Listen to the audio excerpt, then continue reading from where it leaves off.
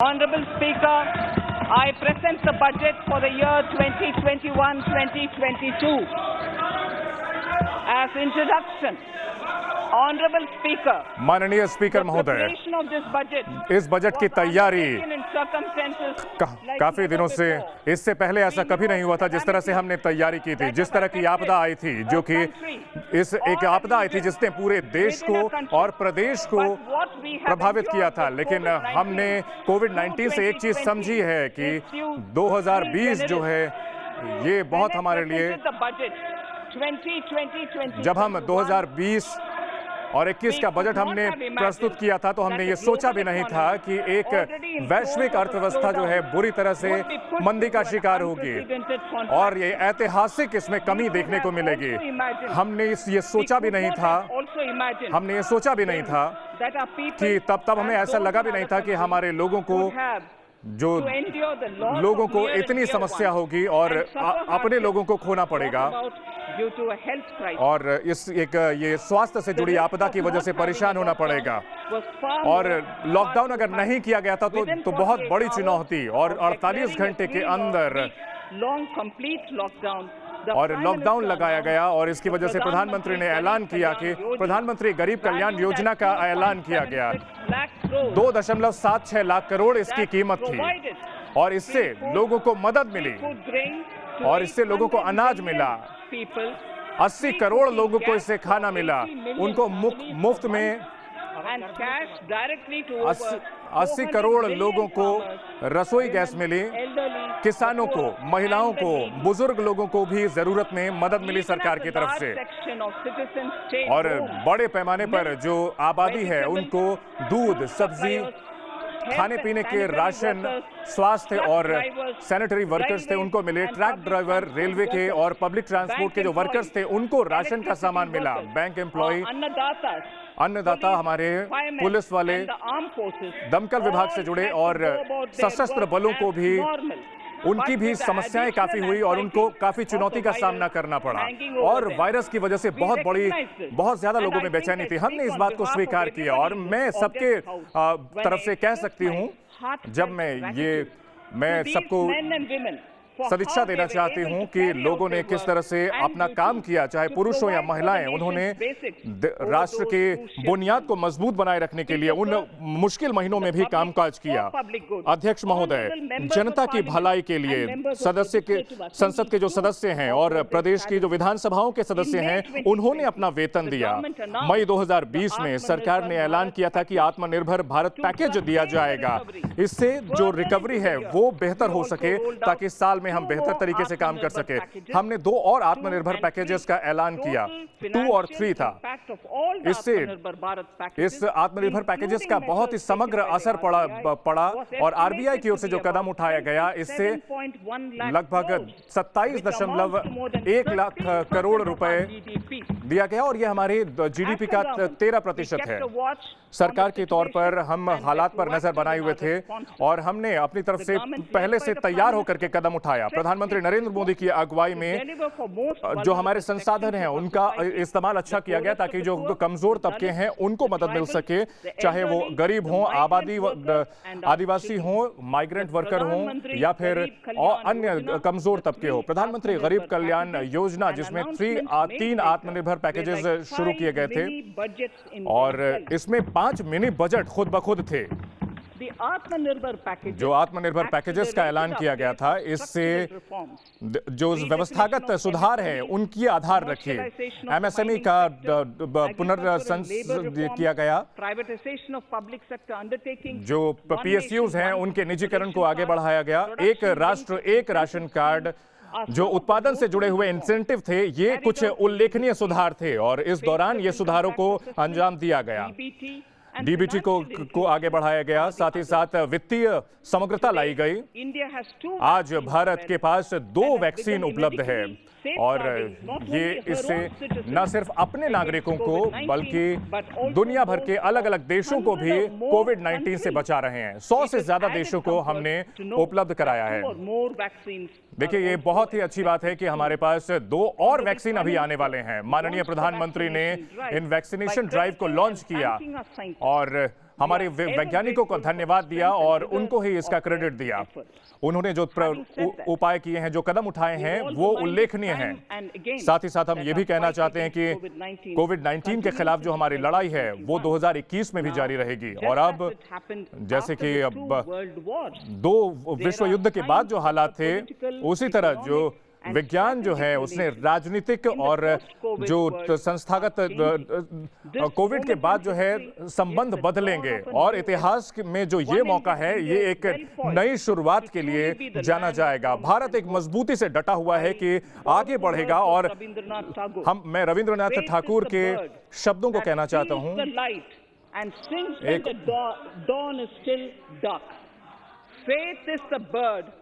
जो किस्मत है वो एक उस चिड़िया की तरह है। इस जोश और जज्बे के साथ में, लेकिन हम याद करेंगे कि खुशी के साथ एक क्रिकेट प्रेमी देश के तौर पर हमने हाल में शानदार हमारी टीम ने प्रदर्शन किया है ऑस्ट्रेलिया में। और इसने हमें याद दिलाया है कि हम एक जनता के तौर पर, खास तौर पर हमारे युवाओं के पास क्या कुछ खासियतें हैं। उनमें बेशुमार प्रतिभा है और उनमें जज्बा है कि वो प्रदर्शन करके कामयाब होना चाहते हैं। आज जो आंकड़े हैं वो बताते हैं कि हमारे भारत में सबसे कम मोर्टेलिटी रेट है। अगर 10 लाख लोगों में मरने वालों की बात करें तो सबसे कम केसेस भारत में हैं। और इससे ये बुनियाद बनी है जो कि हम अर्थव्यवस्था को भी आगे ले जाएंगे। ये जो बजट है ये पहला होगा, ये इस दशक का ये पहला बजट होगा। ये बजट एक डिजिटल बजट भी होगा और ये आप सबकी मदद से ही हो पाया है। और अभी तक सिर्फ 3 बार ऐसा हुआ है कि बजट के बाद जो एक कमी देखने को मिली है, ऐसा 3 बार सिर्फ हुआ है। ऐसी जो कमी देखने को मिली थी और कुछ अभूतपूर्व हालात हुए थे। भारत की अगर बात की जाए तो इस बार जो कमी आ रही है वो पूरे वैश्विक आपदा की वजह से, महामारी की वजह से आ रहा है। जैसे अन्य देशों में भी ऐसी समस्या आई है। लेकिन इसके साथ साथ मैं ये भी कहना चाहूंगी और ये मजबूती से कहना चाहते हैं कि सरकार पूरी तरह तैयार है अर्थव्यवस्था को मजबूत देने के लिए और बेहतर तरीके से आगे बढ़ाने के लिए। हम हर मदद देने के लिए हैं। हम अपनी अर्थव्यवस्था को इस बजट के जरिए हर मौका उपलब्ध कराएंगे ताकि इससे हम जो है शानदार विकास हासिल करेंगे। 2021 एक ऐसा साल है जिसमें कई अहम उपलब्धियां हमने इतिहास में हासिल की है। मैं इसमें से कुछ बताना चाहूंगी। ये 75वां साल है हमारे आजादी का। 60 साल गोवा के भारत में जुड़ने का 60 साल हो चुके हैं, 50 साल हो चुके हैं, जबकि 71 में भारत और पाकिस्तान युद्ध हुआ था। ये एक ऐसा साल होगा जो कि भारत की आबादी का ये 80वां दशक शुरू, ये चंद्रयान 3 मिशन इसी साल शुरू होगा और हरिद्वार महाकुंभ भी इसी साल हो रहा है।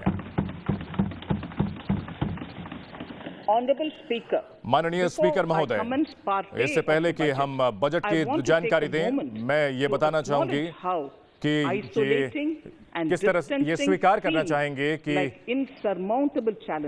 हमारे पास जो चुनौतियां रही हैं, हमारे देश को जैसी चुनौतियों का सामना करना पड़ा है, हमारे लोग एक साथ आए हैं, ऐसी आपदा की स्थिति में एक साथ आए हैं। हमें जो चुनौतियां सामने मिली हैं इसका नुकसान हमें उठाना पड़ा है। कई तरह से चुनौतियां सामना पड़ना है, लेकिन हम सभी नागरिकों के सामने सिर झुकाते हैं जिन्होंने अपना दमखम दिखाया है और मजबूती के साथ सारी समस्याओं के सामने डटे रहे हैं और हमने शारीरिक और मानसिक तरीके से मजबूती दिखाई है। पहले चरण में हम ये बताना चाहेंगे कि आत्मनिर्भर भारत की हमारी क्या योजना है। आत्मनिर्भर भारत, आत्मनिर्भरता एक नया कोई उपाय नहीं है। हमारा जो प्राचीन भारत था वो पूरी तरह से आत्मनिर्भर था और पूरी दुनिया का केंद्र था। आत्मनिर्भर भारत ये एक अभिव्यक्ति है, 130 करोड़ लोगों की अभिव्यक्ति है जिनको पूरा भरोसा है अपनी क्षमताओं में और अपने कौशल में। हम पूरी तरह से भारतीय अंतर्राष्ट्रीय ग्रुपिंग्स का हिस्सा हैं, जैसे कि G20 और ब्रिक्स।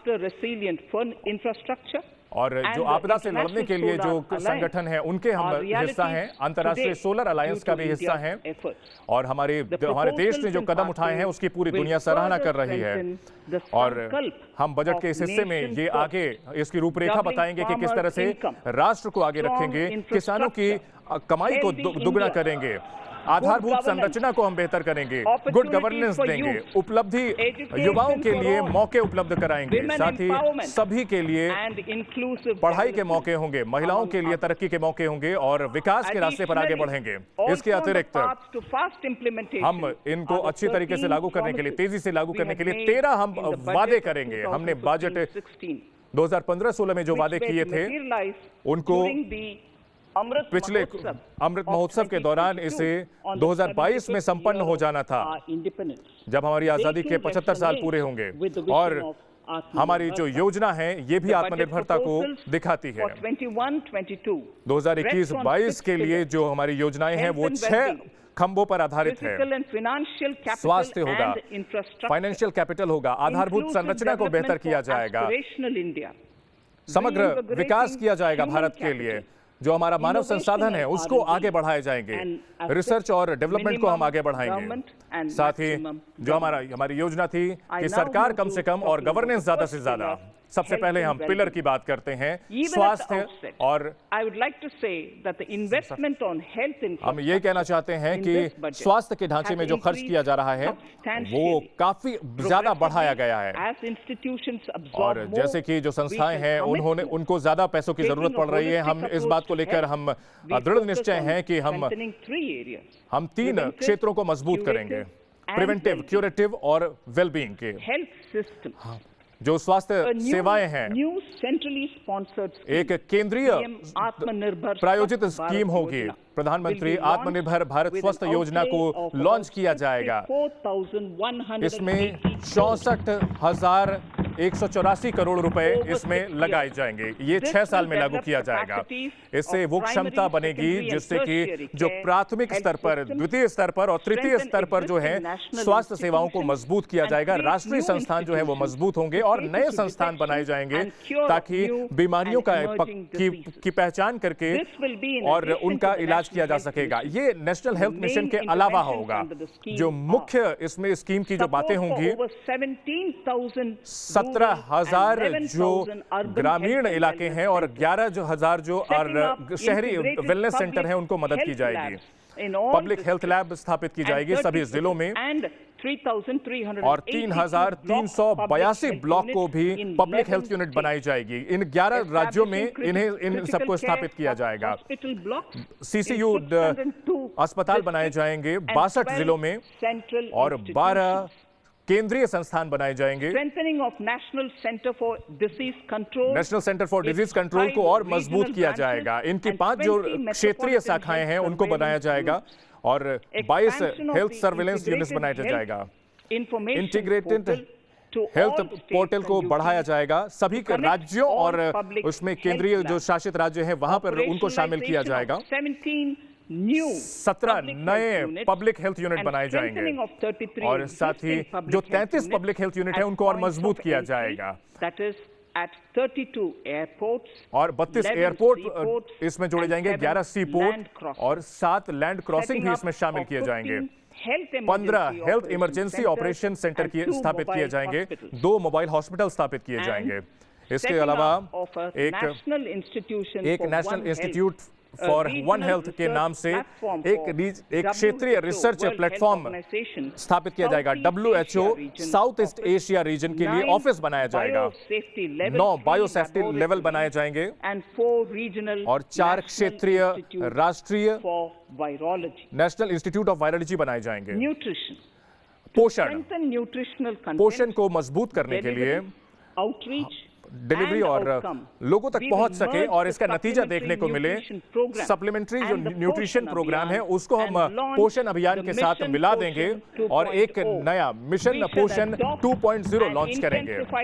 इसे हम और मजबूत रणनीति के साथ आगे बढ़ेंगे ताकि जो पोषण से जुड़े हुए नतीजे हैं वो बेहतर तरीके से मिले और सभी जो 12 जिले हैं वहां पर बेहतर तरीके से आगे बढ़ेंगे। पानी की जो सप्लाई है वो अच्छे तरीके से सप्लाई हो सके, इसके लिए वर्ल्ड हेल्थ ऑर्गेनाइजेशन ने इस बात पर जोर दिया है कि लोगों को साफ पानी मिलना चाहिए, माहौल अच्छा रहना चाहिए और ये अच्छे स्वास्थ्य के लिए, पूरे दुनिया में स्वास्थ्य हासिल करने के लिए बहुत जरूरी है। और जल्द मिशन लॉन्च किया जाएगा और सभी जो 4,378 शहरी और स्थानीय बॉडीज हैं वहां पहुंचाया जाएगा। 8.5 करोड़ से ज्यादा लोगों को जो है नल से पानी मिलेगा। साथ ही साथ लिक्विड वेस्ट मैनेजमेंट की सुविधा को बेहतर किया जाएगा। जो अमृत सिटी है 5,500 उनको पहुंचाया जाएगा। ये 5 साल में इनको लागू किया जाएगा। इसके लिए 2,87,000 करोड़ रुपए इस मद में खर्च किए जाएंगे। स्वच्छ भारत और स्वस्थ भारत, स्वच्छता को और आगे बढ़ाने के लिए, हमारे शहरी भारत में स्वच्छता को बढ़ाने के लिए हमारा मकसद ये है कि हम पूरी तरह से जो पानी के को ट्रीट करने का प्लान है उस पर हम आगे बढ़ेंगे। जो कूड़ा है उसका निस्तारण अच्छी तरीके से किया जाएगा। सिंगल यूज प्लास्टिक को कम किया जाएगा। जो वायु प्रदूषण है उसको कम किया जाए। जो निर्माण गतिविधियों से जो कचरा फैलता है, जो प्रदूषण फैलता है, उसको कम किया जाएगा। साथ ही साथ जो भी डंप साइट्स हैं उनको बेहतर किया जाएगा। अर्बन स्वच्छ भारत में मिशन 2.0 जो लागू किया जा रहा है, इसमें कुल मिलाकर 1,41,000 करोड़ रुपए खर्च किए जा रहे हैं। ये 5 साल में, इसके लिए 2021 से लेकर 5 साल में खर्च किए जाएंगे। स्वच्छ हवा, वायु प्रदूषण की समस्या से निपटने के लिए मैं ये हमारी ओर से ये प्रस्तावित किया जाता है कि 2,27,000 करोड़ रुपए खर्च किया जाएगा।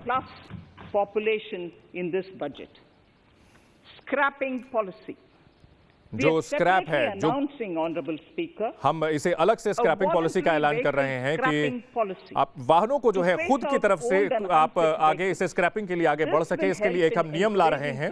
इससे जो ईंधन है वो बेहतर हो पाएंगे और हमारे पास हमारी सड़कों पर पर्यावरण के लिए अच्छे हमारी गाड़ियां उतर पाएंगी और ऑयल इंपोर्ट बिल भी हमारा घटेगा, आयात जो है हमारा घटेगा। जो गाड़ियां हैं उनका फिटनेस टेस्ट कराया जाएगा। उनका fitness centre automated fitness centre में होगा। 20 साल के बाद जो निजी वाहन है और 15 साल के बाद जो कमर्शियल वाहन है उनका किया जाएगा। और इसके बारे में मंत्रालय अलग से जानकारी इस स्कीम के बारे में बताएगा। Vaccine made in India vaccine Bharat में बना हुआ, फिलहाल ये 5 स्टेट में है, लेकिन इसको पूरे देश में लागू किया जाएगा। इससे 50,000 से ज्यादा बच्चों की जो मौत होती है उसको टाला जा सकेगा। माननीय स्पीकर महोदय, हमने ये उपलब्ध कराया है कि 35,000 करोड़ रुपए कोविड-19 के वैक्सीन के लिए प्रस्तावित किया गया है। 2021-22 में हमने ये प्रस्तावित किया है और हमने आगे भी हम इसके लिए फंड देते रहेंगे। हम ये भरोसा दिलाते हैं। बजट की अगर बात करें, स्वास्थ्य और संरचना के लिए 2,28,000 करोड़,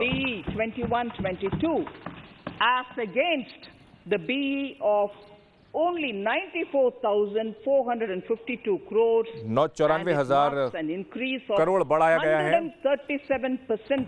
137% हमने इसको बढ़ाया है। इसका जो डिटेल है वो पूरा स्पीच के एनेक्सर 1 में इसकी जानकारी दी गई है। माननीय स्पीकर महोदय, हम आगे बढ़ते हैं दूसरे पिलर की ओर, जो फिजिकल और फाइनेंशियल कैपिटल की ओर आगे बढ़ रहे हैं। यानी हम आर्थिक मोर्चे पर को कैसे बेहतर करें। आत्मनिर्भर भारत प्रोडक्शन यानी उत्पादन से जुड़े हुए इंसेंटिव दिए जाएंगे। हम इसके बारे में योजना बताना चाहेंगे। 5 ट्रिलियन इकोनॉमी के लिए हमें हमारे जो मैन्युफैक्चरिंग सेक्टर है उसको डबल डिजिट में आगे बढ़ना होगा और ये स्थिरता से नियम लगातार बढ़ना होगा। हमारी जो मैन्युफैक्चरिंग कंपनियां हैं उनको हमें ग्लोबल सप्लाई चेन यानी वैश्विक जो सप्लाई चेन है उसका हिस्सा बनना पड़ेगा। हमें योग्यता अपनी बढ़ानी पड़ेगी, तकनीक आगे हासिल करनी पड़ेगी, बेहतरीन तकनीकी बढ़नी पड़ेगी ताकि PLI स्कीम जो है हम हासिल करें, ताकि जो है हम वैश्विक स्तर पर चैंपियन बन सकें। और इसके लिए हम 13 सेक्टर का ऐलान कर रहे हैं। हम इसके लिए ऐलान कर रहे हैं कि 1.97 लाख करोड़ रुपए का ऐलान कर रहे हैं 5 साल के लिए। इस वित्तीय वर्ष से ये शुरू हो जाएगा। ये जो शुरुआत है, इससे जो अहम सेक्टर हमारे हैं उनको बेहतर कर पाएंगे और वो वैश्विक स्तर पर विजेता बनकर के उभरेंगे और हमारे युवाओं को इससे नौकरी मिलेगी। टेक्सटाइल के क्षेत्र में टेक्सटाइल इंडस्ट्री को बेहतर करने के लिए वैश्विक स्तर पर हम प्रतिस्पर्धी बनाने के लिए हम यहां पर बड़े पैमाने पर निवेश हो सके और रोजगार बढ़ सके, इसलिए हम बड़ा निवेश पार्क जो है हम स्थापित करेंगे। पीएलआई स्कीम के अलावा होगा ये, और इससे विश्व स्तरीय इंफ्रास्ट्रक्चर बन पाएगा जिसमें तुरंत काम शुरू हो सकेगा ताकि हम वैश्विक विजेता बन सके निर्यात के मामलों में। 7 टेक्सटाइल पार्कों की स्थापना की जाएगी अगले 3 सालों में। इंफ्रास्ट्रक्चर, अगर इंफ्रास्ट्रक्चर की बात करें तो राष्ट्रीय इंफ्रास्ट्रक्चर पाइपलाइन जो कि हमने दिसंबर 2019 में जिसका ऐलान किया था, वो अपनी तरह का पहला है। सरकार की जो ये पूरी कवायद है जो पहले कभी भी नहीं ली गई थी, वो भारत सरकार ने अब ली है और एनआईपी को लॉन्च किया गया है। 6,835 प्रोजेक्ट इसमें लॉन्च किए गए हैं। इस प्रोजेक्ट पाइपलाइन अब 7,400 प्रोजेक्ट इसमें बढ़ा दिया गया है। 217 जो प्रोजेक्ट हैं उसमें 1.10 लाख करोड़ से ज्यादा के हैं और कुछ अहम इंफ्रास्ट्रक्चर मंत्रालयों ने ये पूरा भी कर लिया है। एनआईपी के पास एक तय लक्ष्य है जो कि सरकार की योजनाओं के हिसाब से चल रहा है, जो कि आने वाले सालों में उपलब्धि हासिल करेगा और इसमें फंडिंग की बहुत बड़ी जरूरत पड़ेगी और सरकार और जो वित्तीय सेक्टर है उससे भी जरूरत पड़ेगी। हम इस बजट में हम ये प्रस्तावित करते हैं कि मजबूत कदम उठाए जाएं 3 तरीके से। पहला, ज्यादा से ज्यादा संस्थागत जो स्ट्रक्चर है वो बनाए जाएंगे। दूसरा, हमारे जो एसेट्स हैं उनको हम वित्त पोषित करेंगे। इसके अलावा जो कैपिटल एक्सपेंडिचर है वो केंद्र और राज्य की ओर से मिलकर के खर्च किए जाएं। इंफ्रास्ट्रक्चर आधारभूत संरचना जो है उसके लिए लंबे समय के लिए फाइनेंसिंग की जरूरत पड़ेगी। एक पेशेवर तरीके से मैनेज किया गया एक वित्तीय संस्थान जो है वो बहुत जरूरी है ताकि जो है एक प्रोवाइडर, इनेबलर और कैटलिस्ट यानी तीनों तरीके से काम कर सके। और वित्त उपलब्ध कराने के लिए हम एक बिल प्रस्तुत करते हैं, डेवलपमेंट फाइनेंशियल इंस्टीट्यूशन का बिल प्रस्तुत करते हैं। 20,000 करोड़ इसके लिए हम प्रस्तावित करते हैं ताकि इन इंस्टीट्यूशंस को वित्त पोषित किया जा सके। हमारी योजना ये है कि एक लेंडिंग पोर्टफोलियो होगा जो कि कम से कम 5 लाख करोड़ का उपलब्ध कराएगा। 3 साल में 5 लाख करोड़ का ये कर्ज उपलब्ध कराएगा। डेट फाइनेंसिंग को बेहतर किया जाएगा और जो विदेशी निवेशक हैं वो भी कर सकें, उसके लिए भी हम जो है जरूरी बदलाव करेंगे कानून के जरिए ताकि विदेशी निवेशक भी इससे जुड़ सकें। और इस वजह से फंड्स जो है इंफ्रास्ट्रक्चर के लिए बेहतर तरीके से मिल सकेगा, रियल एस्टेट के लिए फंड्स मिल सकेंगे। Asset monetisation, operating public infrastructure, जो सरकारी इंफ्रास्ट्रक्चर है उसको वित्त मिल सके, पैसे मिल सके। जैसा कि मैंने कहा, ये बहुत जरूरी है कि सरकारी इंफ्रास्ट्रक्चर को पैसे मिल सके ताकि जो है नए सिरे से निर्माण हो सके। राष्ट्रीय मोनेटाइजेशन पाइपलाइन, हम ब्राउनफील्ड इंफ्रास्ट्रक्चर लॉन्च किया जाएगा जैसा कि हमने बताया। एक एसेट मोनेटाइजेशन बोर्ड बनाया, डैशबोर्ड बनाया जाएगा ताकि इन सब का विकास जो है वो सही तरीके से ट्रैक किया जा सके ताकि निवेशकों के पैसे सही जगह इस्तेमाल हो रहे हैं वो सुनिश्चित किया जा सके। राष्ट्रीय हाईवे अथॉरिटी ऑफ इंडिया और PGCIL इसमें मिलकर के दोनों इसको प्रायोजित करेंगे और इससे अंतरराष्ट्रीय स्तर पर और संस्थागत तरीके से जो निवेशक हैं वो इसके साथ जुड़ सकेंगे। 5 ऑपरेशनल जो पहले से शुरू हो चुकी सड़कें हैं, 5,000 करोड़ जिनकी लागत है, NHAI को ये ट्रांसफर किया जा रहा है। इसी तरह जो ट्रांसमिशन एसेट्स हैं 7,000 करोड़ रुपए PGCIL के जरिए इसको ट्रांसफर किया जाएगा। रेलवे वित्त पोषित करेगा डेडिकेटेड फ्रेट कॉरिडोर के जो अपने उनकी जायदाद है उनको वित्त पोषित करेगा जैसे ही उनको ये आवंटित किए जाएंगे। एयरपोर्ट के लिए जो है मैनेजमेंट कंसेशन के साथ उनकी निगरानी की जाएगी। जो मुख्य और संपत्तियां हैं उनको भी वित्त पोषित किया जाएगा, उनको भी पैसे उपलब्ध कराए जाएंगे। NHAI टोल रोड्स की ओर से जो ऑपरेटेड टोल रोड्स हैं, TGCL की जो संपत्तियां हैं, 3 गैस और पाइपलाइन संपत्तियां जो कि गेल की हैं, IOCL, HPCL, airport authority of India, tier 2 और 3 जो शहर हैं। दूसरे जो रेलवे संपत्तियां हैं, जो रेलवे के ढांचे हैं, जो गोदाम की क्षमताएं हैं CPSC की, नेफेड भी इस योजना में शामिल होंगे। स्पोर्ट्स स्टेडियम भी इसके अंतर्गत शामिल होंगे। और तेजी से कैपिटल बजट में बढ़ावा हो। 2021 में हमने प्रस्तावित किया है, हमने उपलब्ध कराया है 4.12 लाख करोड़ रुपए हमने कैपिटल एक्सपेंडिचर में प्रस्तावित किया है। और हमें ज्यादा से ज्यादा पूंजीगत पर खर्च करना पड़ेगा। 4.39 लाख करोड़ रुपए हम इसमें खर्च करेंगे, जो कि 2020-21 में हमने पहले प्रस्तावित किया था। 2021-22 के लिए हम प्रस्तावित करते हैं, इसमें बहुत बढ़ावा कर रहे हैं कैपिटल एक्सपेंडिचर में। और अब 5.54 लाख करोड़ हम कैपिटल एक्सपेंडिचर में उपलब्ध करा रहे हैं। और ये 2020-21 से कहीं ज्यादा बढ़कर है। और इसमें हमने 44,000 करोड़ से ज्यादा रखा है। डिपार्टमेंट ऑफ इकोनॉमिक अफेयर्स के लिए अलग से 44,000 करोड़ रखा है, ताकि जो कैपिटल एक्सपेंडिचर में अच्छा करेंगे उन विभागों को अलग से फंड दिया जाएगा। इनके अलावा जो कुल खर्च है, हम 2 लाख करोड़ से ज्यादा खर्च राशि राज्यों और स्वायत्त संस्थाओं को उपलब्ध कराएंगे कैपिटल एक्सपेंडिचर के मद में। हम इसके अलावा हम कुछ खास तंत्र पर काम करेंगे ताकि वो अपने बजट पर अच्छे तरीके से काम कर सके। उन खास राज्यों पर भी ध्यान देंगे।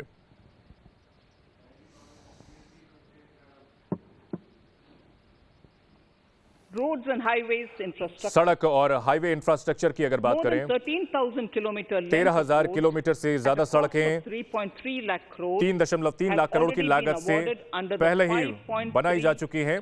5.35 लाख करोड़ की भारतमाला परियोजना के अंतर्गत इनका निर्माण किया गया है, जिसके अंतर्गत 3,800 किलोमीटर इनका निर्माण हो चुका है। मार्च 2022 तक हम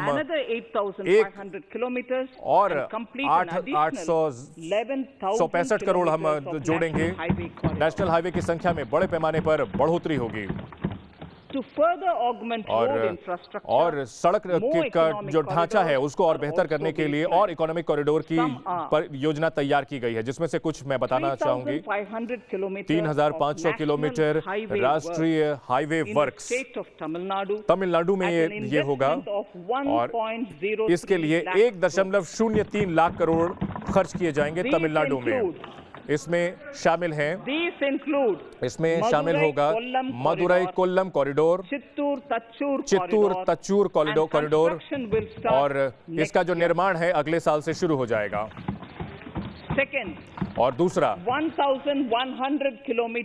1,100 किलोमीटर राष्ट्रीय हाईवे ये केरल राज्य में शुरू किया जाएगा। इसके लिए 65,000 करोड़ का निवेश किया जाएगा केरल में, जिसमें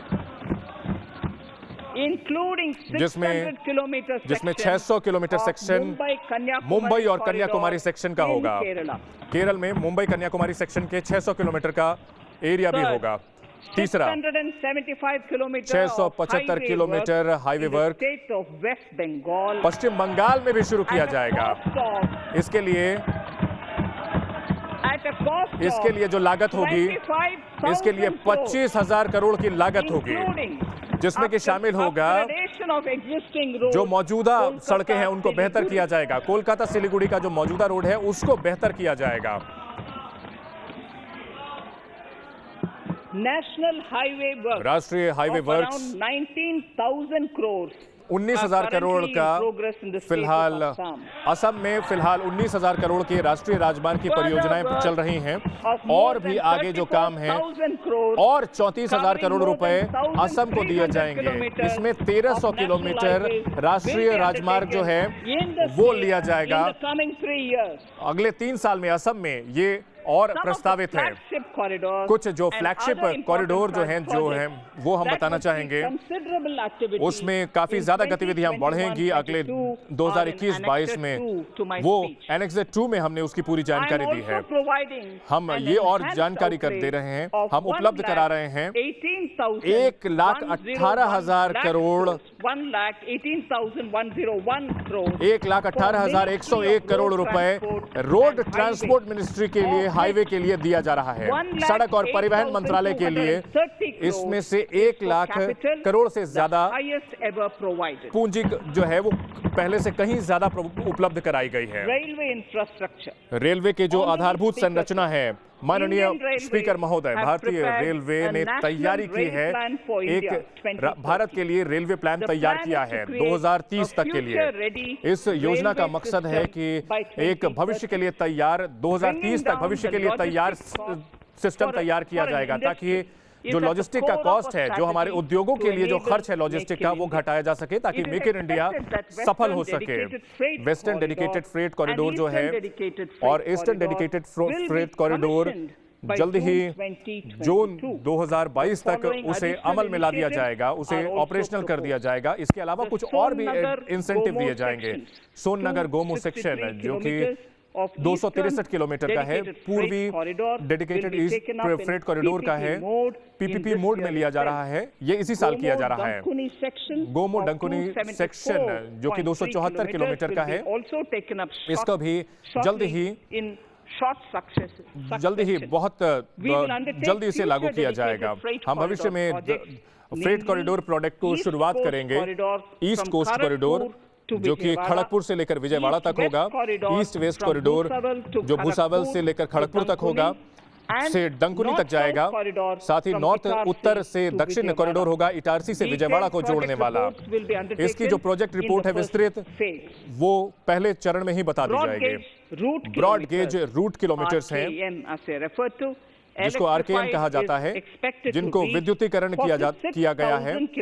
ये 46,000 किलोमीटर आरकेएम तक पहुंच चुका है और 72% 2021 तक पूरा हो जाएगा। पहले ये 41,000 से कुछ ज्यादा हुआ करता था, 1 अक्टूबर 2020 तक था। 100% विद्युतीकरण ब्रॉड गेज का दिसंबर 2023 तक इसे पूरा कर लिया जाएगा, पूरी तरह से विद्युतीकरण कर लिया जाएगा।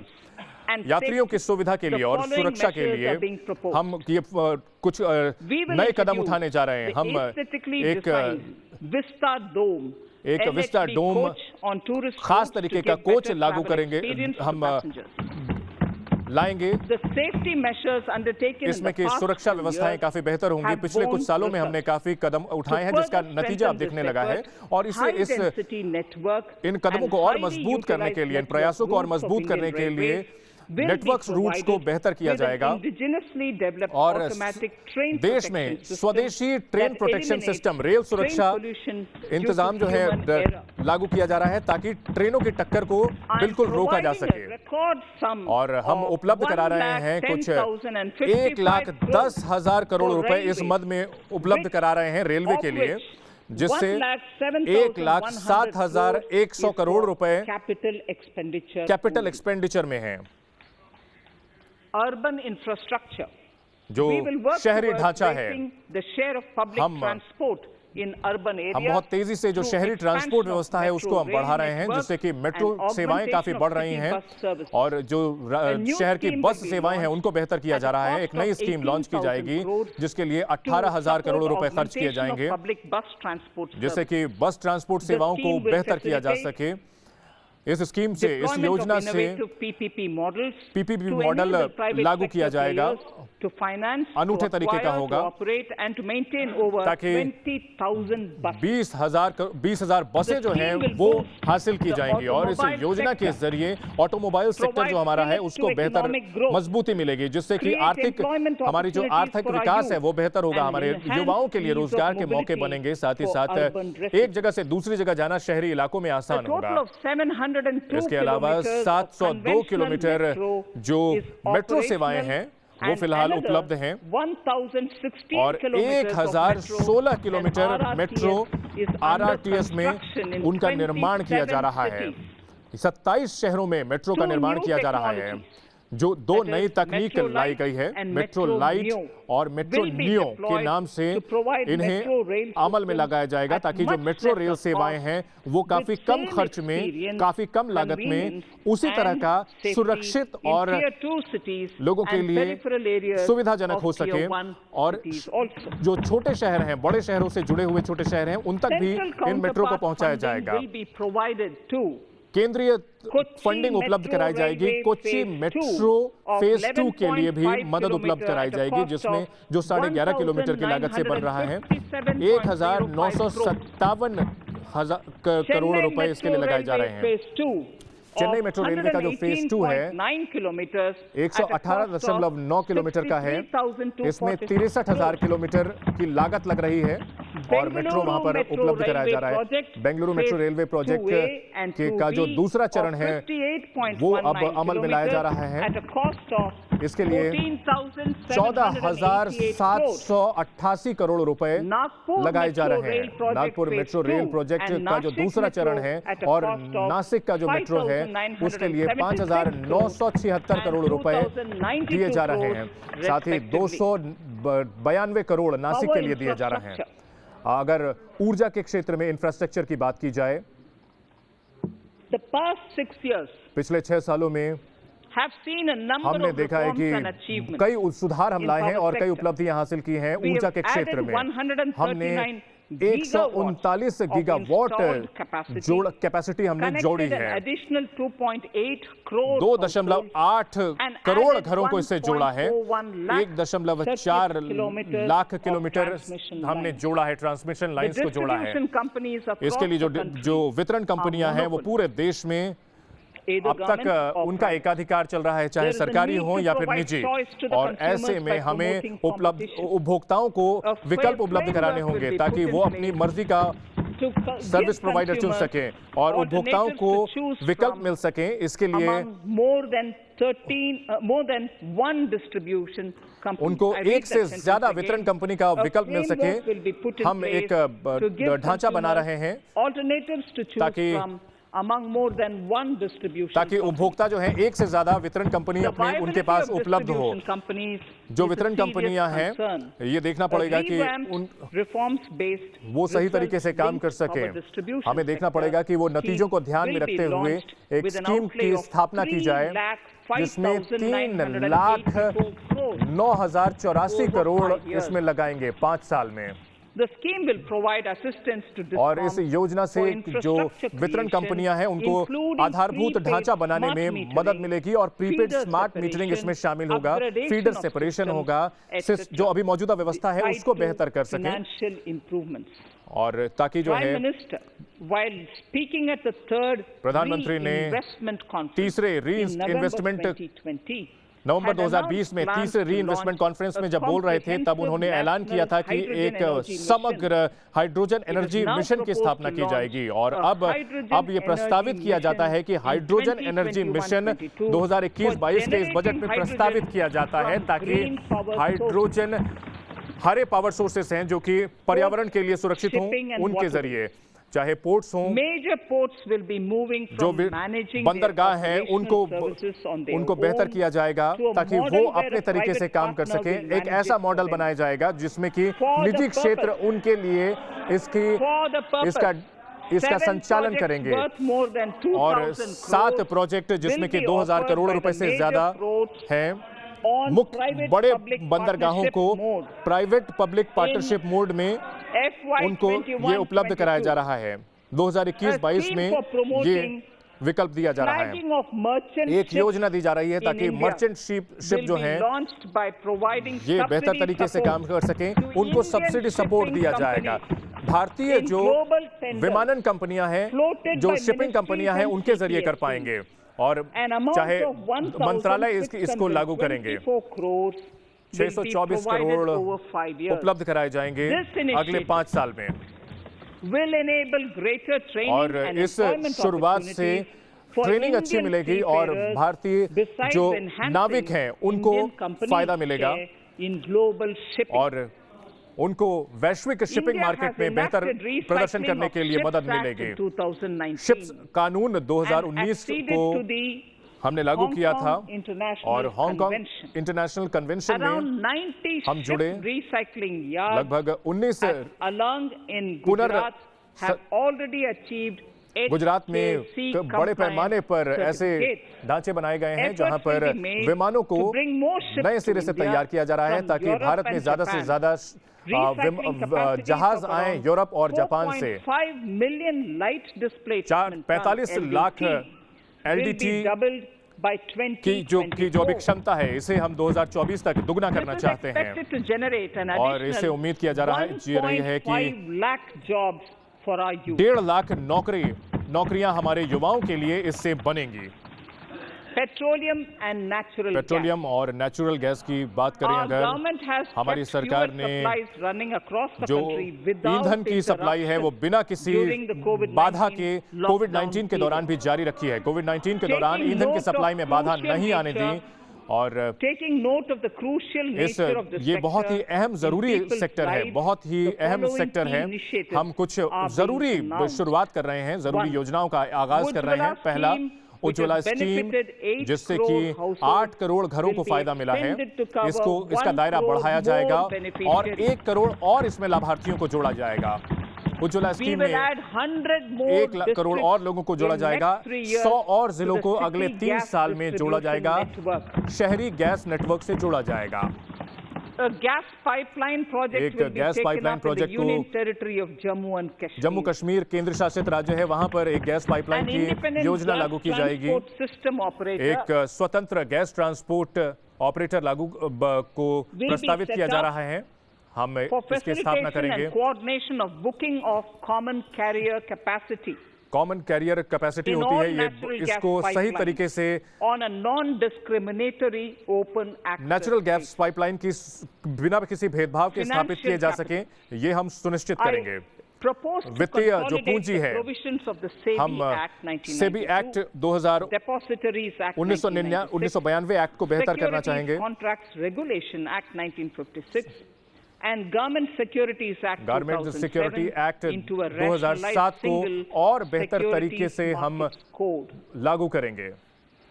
The government would support the development of सरकार a world-class एक fintech विश्व स्तरीय hub at the fintech GIFT hub बनाने को लेकर IFSC. समर्थन देगी, स्थापित करने में मदद करेगी।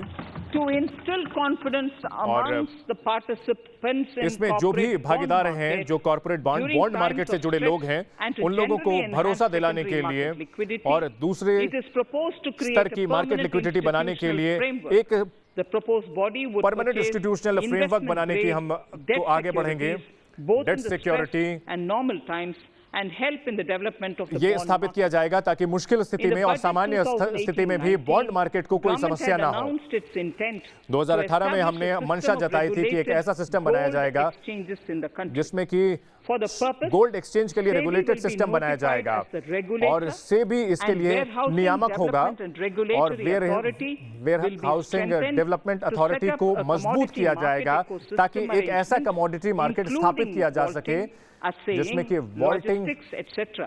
in लॉजिस्टिक addition to वगैरह भी warehousing. अच्छे तरीके से उपलब्ध कराया जा सके Towards ताकि investor गोदाम की protection, सुविधाएं बेहतर हों I propose to introduce an investor charter और as a निवेशकों right of को all सुरक्षा financial मिलने के लिए investors हम एक across नया उपाय प्रस्तुत all कर रहे हैं। financial products. जितने भी To give a वित्तीय further boost उत्पाद to the हैं उनमें ये non-conventional सुरक्षा energy उपलब्ध sector, करेगी I और propose to गैर provide पारंपरिक additional capital ऊर्जा के infusion क्षेत्र of में 1,000 crores 1000 to crore Solar Energy हम प्रस्तावित Corporation करते of हैं India ताकि सौर ऊर्जा कॉरपोरेशन को and ये पैसे मिलें और 1,500 सौर ऊर्जा को आगे crores to बढ़े। Indian Renewable Energy 1005 Development crore Agency. भारतीय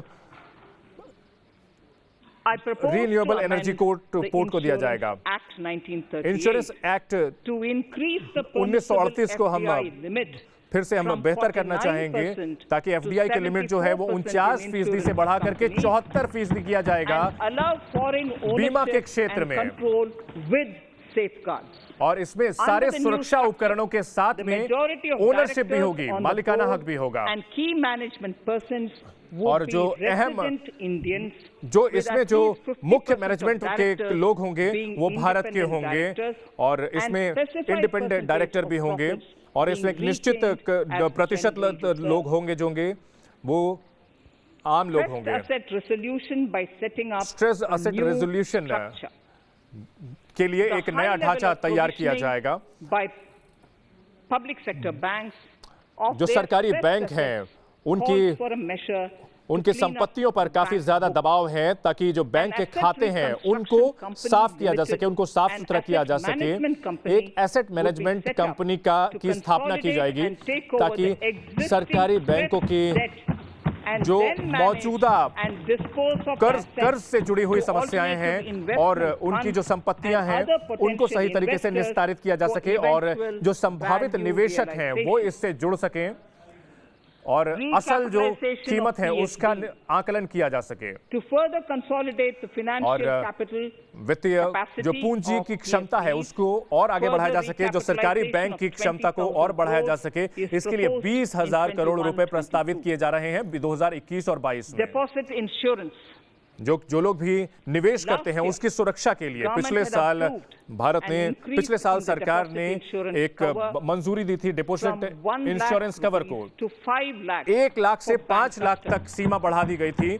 जो निवेश I shall be जो लोग moving amendments जिन्होंने जमा करता है to उनको राहत मिल सके DICGC Act 1961 और in this 1961 का जो session itself कानून है to उसमें हम streamline the provisions बदलाव करेंगे so ताकि that if इस a bank is जो नियम है temporarily जो प्रावधान है unable उसको सही to तरीके से लागू fulfill किया its जा सके obligations, ताकि बैंक the जो है depositors अपने of such banks निवेशकों की जिन्होंने can जो get इसमें जमा easy करता है and time-bound उनको सही access तरीके to से their deposits उनके निवेश उनके to the extent जमा of the रकम तक deposit पहुंच मिल insurance सके cover. और This जो would help depositors of banks निवेश that are currently की सीमा है under stress. वो 5 लाख तक हुई है और To इससे improve लोगों को credit फायदा discipline, मिलेगा। while continuing जो to कर्ज protect देने में the जो interests of अनुशासन small है वो borrowers बहुत जरूरी है और for इसके लिए NBFCs जो छोटे with minimum asset जो size of 100 लेने crores, वाले हैं the minimum जो loan NBFCs size हैं eligible for debt recovery उनके under the उनके ढांचे में थोड़ा बदलाव securitization किया and जाएगा। reconstruction of financial assets जो उनके and वित्तीय enforcement संपत्तियां of हैं security interests उनको सही of तरीके से LC Act सही किया 2002, जाएगा। it is 2002 का जो proposed कानून है to be उसमें हम reduced बदलाव from करेंगे the existing level और of जो 50 मौजूदा lakh स्तर है to 50 20 लाख का lakh. उसको घटाकर 20 लाख किया जा रहा है एनबीएफसीज Company के लिए। matters.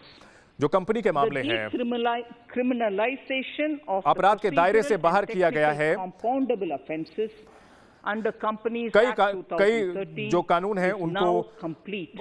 गैर कानूनी दायरे से I बाहर now किया गया है propose और to उन्हें take लगभग up पूरा कर लिया गया है और हम प्रस्तावित करते हैं decriminalization of the decriminalisation Limited Liability Partnership limited Act liability 2008. Partnership act 2008 में हम बदलाव प्रस्तावित करते हैं। Honorable Speaker, माननीय I स्पीकर propose महोदय, to revise हम the इस प्रस्तावित definition करते हैं कि under the Companies Act companies act के तहत जो परिभाषा है उसको उसमें बदलाव हम प्रस्तावित करते हैं। 2013 का ये प्रस्ताव था।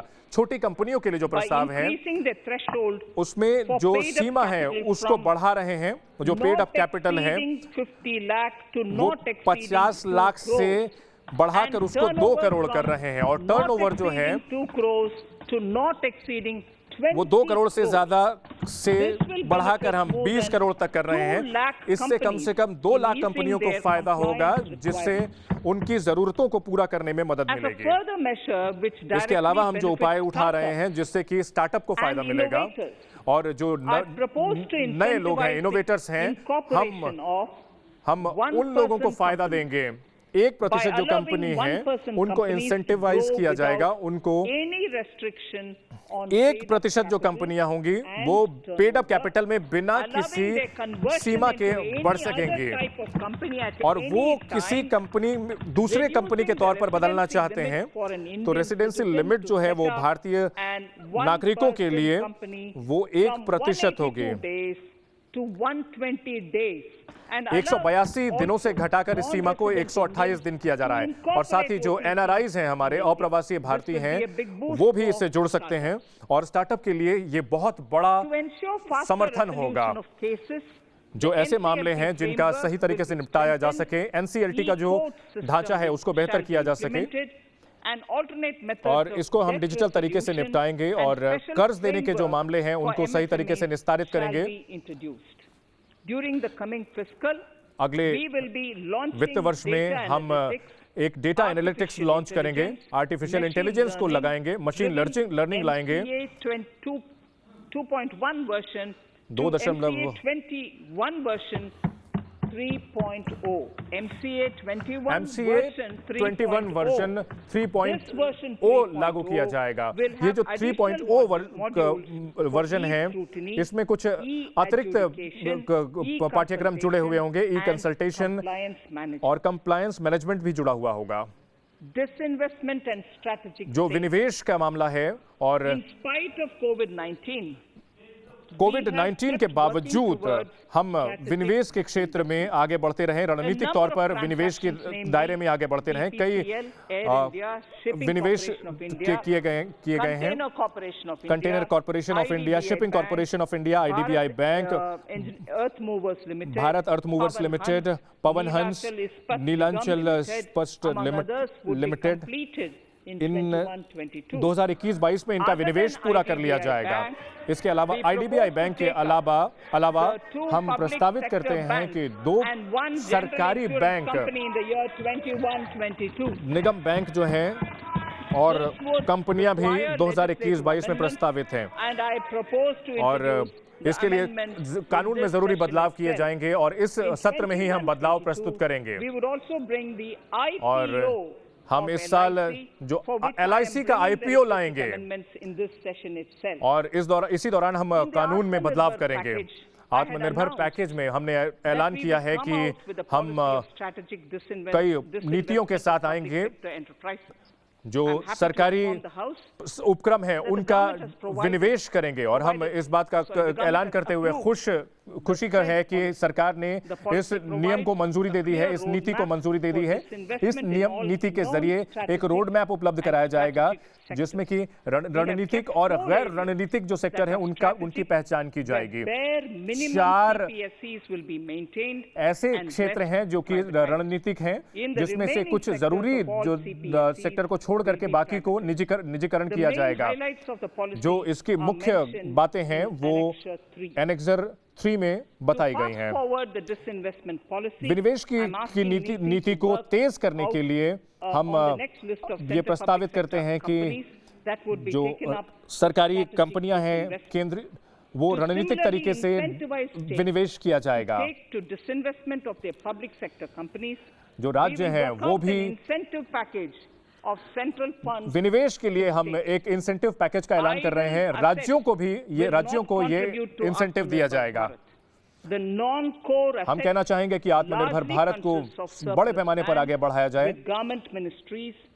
सरकारी जो मंत्रालय हैं उनकी जो जमीन है और पब्लिक सेक्टर के जो उपक्रम हैं, जो जमीनें हैं उनका वित्त पोषण किया जा सके, उसके लिए अलग अलग उपाय अपनाए जाएंगे। इसके लिए हमें खास कदम उठाने होंगे और इसके लिए हम प्रस्तावित करते हैं कि एक स्पेशल पर्पस व्हीकल लागू किया जाएगा, एक कंपनी बनाई जाएगी जो कि इसका सही समय पर संपन्न हो सके, ये देखेंगे। जो भी घाटा उठाने वाली कंपनियां हैं, सरकारी कंपनियां हैं, उनको विनिवेश के दायरे में लाया जाएगा। और हमने ये अनुमान लगाया है कि 1,75,000 करोड़ रुपए विनिवेश के नियम से 2021-22 में हमें उपलब्ध हो पाएगा।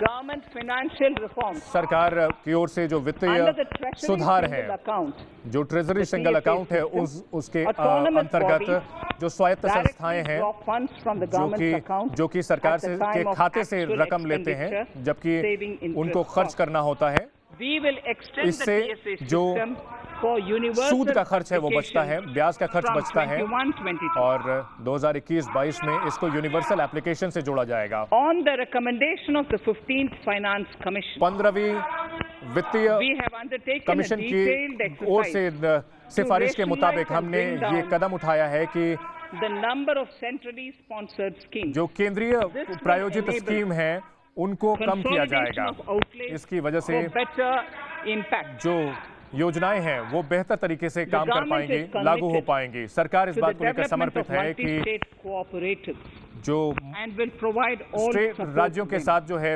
to सहयोग further बढ़े streamline the ease और of इसे doing और business for ease of cooperatives. Doing business करने के लिए I propose to cooperatives set up के a जरिए separate हम एक administrative अलग से structure for them. एडमिनिस्ट्रेटिव ढांचा स्थापित करने की ओर हम प्रस्ताव रखते हैं। Sir, the third pillar sir of Atmanirbhar Bharat, हमारे आत्मनिर्भर भारत का inclusive तीसरा जो development खंबा for है, aspirational India. जो भारत की Honorable उम्मीदों के Speaker, लिए Under एक this pillar, I will cover इस agriculture and allied स्तंभ के sectors, के जरिए farmers' welfare and rural India, कृषि के लिए, migrant ग्रामीण workers क्षेत्र के and लिए labor, जो and प्रवासी financial मजदूर inclusion. हैं और उनको समग्र तरीके से आर्थिक Our ढांचे से government जोड़ा is जा committed सके। to the welfare of कृषि के farmers. क्षेत्र में हमारी The सरकार MSP किसानों के कल्याण के लिए समर्पित है। have undergone a sea change. Subsidy के Special क्षेत्र में price 3 बदलाव that किए is जा रहे at हैं। least 1.5 times the cost of पहले से 1.5 गुना ज्यादा है जो लागत होती है किसानों की हर उत्पाद पर, उस पर हर फसल पर उनको ज्यादा मिल सके। the procurement has also continued.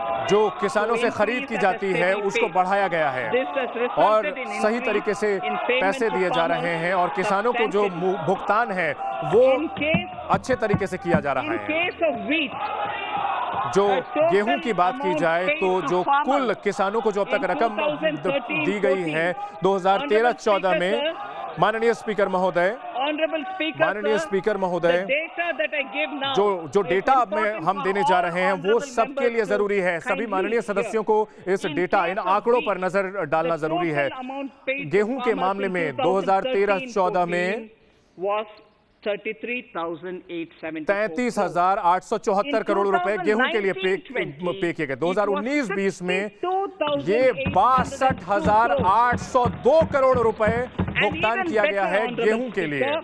इससे भी बेहतर और बताना चाहेंगे जी 2020-21 में स्पीकर महोदय जो किसानों को पे किया गया वो 75,000 करोड़ रुपए गेहूं के भुगतान किया गया है गेहूं के लिए। Honorable Speaker, माननीय स्पीकर महोदय, एक और अहम तथ्य हम सामने रखना चाहते हैं कि जो गेहूं की खेती करने वाले जो किसान हैं उनको फायदा हुआ है 2020-21 में उनकी संख्या 43.3 लाख बढ़ी है। पहले की अगर बात की जाए 35.7 लाख 2019-20 में थी। एक साल में ये बहुत ही उल्लेखनीय बढ़ोतरी हुई है। अगर धान की बात की जाए तो एक अहम आंकड़ा में सामने हम रखना चाहते हैं 2013-14 में 63,928 करोड़ था 2013-14 में। वहीं धान में 2019-20 में ये बढ़ करके 1,41,930 करोड़ हो गया है धान के लिए। और भी बेहतर हम आपको बताते हैं, इससे भी बढ़ के आपको बताते हैं कि 2020-21 में ये बढ़कर 2020-21 में धान की खरीद के लिए जो रकम है वो बढ़कर और ऐसा अनुमान लगाया जा रहा है ये और अनुमानित है, बढ़ाया गया है क्योंकि अभी भी और जो खरीद है वो चल रही है, इसलिए मैं अंतिम आपको जो है आंकड़ा नहीं दे सकती, लेकिन हम ये बताना चाहेंगे 1,72,752 करोड़ तक पहुंच रही है धान की खरीद। जो किसान इससे फायदा हुआ है उनकी संख्या 1.24 करोड़ 1,24 लाख है, जो कि पहले 1.1 करोड़ से कुछ थोड़ी, जो कि और 2020-21 में बढ़ करके और ज्यादा हो जाएगी। माननीय स्पीकर महोदय, अगर दालों की बात की जाए तो जो 2013-14 में जो रकम सरकार की तरफ से भुगतान किया गया था वो 236 करोड़ था। 2019-20 की अगर बात की जाए तो ये बढ़ के 8,285 करोड़ हो चुका है। अब 2020-21 में स्पीकर महोदय और ये बढ़कर 10,530 करोड़ दालों के लिए किसानों को भुगतान किया गया है। इसके अलावा ये 40 गुना से भी ज्यादा बढ़ोतरी हुई है 2013-14 से। 2013-14 से 40 गुना दालों की कीमत में बढ़ोतरी हुई है दलहन के लिए। किसानों की आमदनी में जबरदस्त बढ़ोतरी हुई है। 90 crore 25,974 crores in I'm giving you data as मैं of आपको 27 हम आपको January आंकड़े उपलब्ध करा रहे हैं। 17 जनवरी 2021 तक के आंकड़े उपलब्ध करा रहे हैं जो कि बढ़ेंगे 90 करोड़ से in 2013-14 to 25,974 crores in 2021. All the details. जी सभी पूरी जानकारी पूरी तरीके से विस्तार के साथ एनेक्सर 4 में उपलब्ध है। हमारे भाषण के चौथे एनेक्सर में ये पूरी डिटेल उपलब्ध है। इस साल की शुरुआत में प्रधानमंत्री नरेंद्र मोदी ने स्वामित्व स्कीम को लॉन्च किया था जिसके अंतर्गत जो संपत्तियों के मालिक हैं उनको फायदा मिला है। 1.80 लाख करोड़ जो संपत्ति के मालिक हैं उनको कार्ड दिया गया है। 2020-21 के दौरान हम प्रस्ताव रखते हैं कि इसको बढ़ा करके सभी राज्यों और केंद्र शासित प्रदेशों को इसमें शामिल किया जाए। हमारे किसानों को पर्याप्त कर्ज मिल सके इसके लिए हमने जो कृषि कर्ज की जो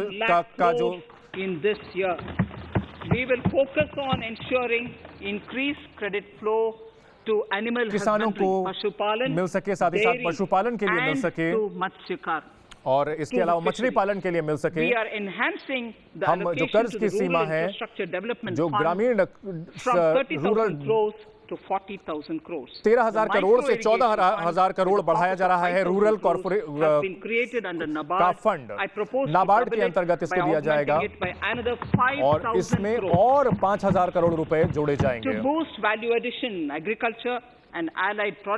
किसान खेती किसानी और उसके साथ जुड़े उत्पादों को और बेहतर करने के लिए ऑपरेशन ग्रीन स्कीम लागू की जा रही है जिसमें कि आलू, टमाटर और बाकी उत्पाद हैं। इसमें 22 ऐसे उत्पाद शामिल किए जा रहे हैं जो खराब हो सकते हैं। लगभग 1.68 लाख करोड़ 1.68 करोड़ जो किसान हैं वो इसके तहत रजिस्टर्ड हैं और ई-नैम के जरिए करोड़ों किसानों को फायदा हो रहा है। और इसकी पारदर्शिता को ध्यान में रखते हुए ई-नाम बहुत अच्छे तरीके से काम कर रहा है और हजारों नई मंडियों को इससे जोड़ा जा रहा है, ई-नाम से जोड़ा जा रहा है। माननीय स्पीकर महोदय, इन सब के अलावा जो कृषि से जुड़ा हुआ फंड है वो उपलब्ध कराया जाएगा, एपीएमसी को उपलब्ध कराया जाएगा ताकि वो अपने ढांचे को मजबूत कर सकें, अपना जो उनका आधारभूत संरचना है उसको मजबूत कर सके। अगर मत्स्य पालन की बात की जाए तो हम एक बहुत बड़े पैमाने पर निवेश का प्रस्ताव कर रहे हैं जो कि जहां पर मत्स्य पालन के उद्योग से जुड़े हुए हैं। इसमें 5 प्रमुख फिशिंग हब बनाए जाएंगे। कोच्चि, चेन्नई, विशाखापट्टनम, पारादीप और पेटुआ घाट को जोड़ा जाएगा। इसको विकसित किया जाएगा जो कि आर्थिक गतिविधियों के हब के तौर पर विकसित होंगे। और हम साथ ही साथ अंतर्देशीय फिशिंग हार्बर भी बनेंगे और जो कि नदियों के किनारे हैं उनको भी विकसित किया जाएगा। सी वीड फार्मिंग जो कि हमारे मछुआरों के लिए काफी अहम है, इससे बड़े पैमाने पर रोजगार मिलता है और अतिरिक्त आमदनी होती है। और हम समुद्र से जुड़े हुए जो सीवीड पार्क हैं वो बनाए जाएंगे, तमिलनाडु में बनाए जाएंगे।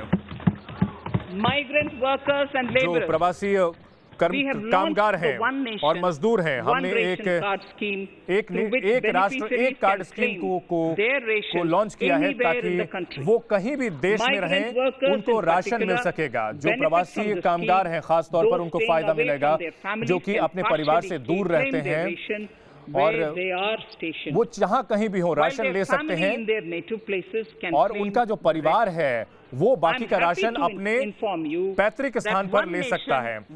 हमें इस बात को बताते हुए खुशी हो रही है कि एक देश एक राशन कार्ड जो है वो 32 राज्य और केंद्र शासित प्रदेशों में लागू किया जा रहा है। 69,000 86% जो लाभार्थी हैं वो इसके अंतर्गत शामिल कर लिए गए हैं और अगले कुछ महीनों में इसके दायरे को और बढ़ाया जाएगा। और अपने इन प्रयासों को और मजबूत करने के लिए हम जो हमारे प्रवासी कामगार हैं उनको संगठित करने के लिए हम एक पोर्टल की स्थापना करने जा रहे हैं। उसका प्रस्ताव देना चाहते हैं जो कि निर्माण से जुड़े हुए हैं, रियल एस्टेट से जुड़े हुए हैं। इससे एक नई इंश्योरेंस क्रेडिट एक ऐसी नीति बनाने में मदद मिलेगी जिससे कि जो प्रवासी कामगार हैं उनको हर तरीके से कर्ज मिल सकेगा। हम एक ऐसी प्रक्रिया शुरू करेंगे जो कि 20 साल पहले शुरू हुई थी। पोर्ट लेबर कोड्स 20 साल पहले शुरू किया गया था। वैश्विक स्तर पर पहली बार सामाजिक सुरक्षा की जो फायदे हैं वो हर तरह के मजदूरों को इसमें शामिल किया जाएगा। गिग और प्लेटफॉर्म जो वर्कर हैं उनको भी इसमें शामिल किया जाएगा। जो न्यूनतम मजदूरी है वो सभी स्तर के मजदूरों को मिलेगी, जो कि स्टेट इंश्योरेंस राज्य बीमा निगम के अंतर्गत जो है वो शामिल किए जाएंगे। महिलाएं अब नाइट शिफ्ट में भी काम कर सकेंगी, लेकिन उसके लिए उनको सुरक्षा उपलब्ध कराई जानी होगी। साथ ही साथ जो रोजगार देने वाले लोग हैं उनको सिर्फ एक विंडो रजिस्ट्रेशन मिलेगा, सिंगल विंडो रजिस्ट्रेशन मिलेगा और उनके लिए नियम आसान किए जाएंगे। जो वित्तीय समग्रता है वो लाई जाएगी। इस स्कीम के अंतर्गत स्टैंड अप इंडिया स्कीम को आगे लाया जाएगा। जो अनुसूचित जाति और जनजाति के लोग हैं उनके लिए हम और महिलाओं के लिए हम प्रस्तावित करते हैं कि जो 25% से घटाकर 15% की जा रही है रकम। और इसके अलावा हम जो ऋण है जो मुख्य सेक्टर से जुड़े हुए सेक्टर हैं, जो कृषि से जुड़े हुए सेक्टर्स हैं, क्षेत्र हैं, उनको भी कर्ज उपलब्ध कराया जाएगा। हम जो सूक्ष्म और लघु के साथ साथ मध्यम उद्योग हैं उनको हम बड़े पैमाने पर कर्ज उपलब्ध कराएंगे और पिछले साल के मुकाबले उनको दुगना कर्ज उपलब्ध कराएंगे।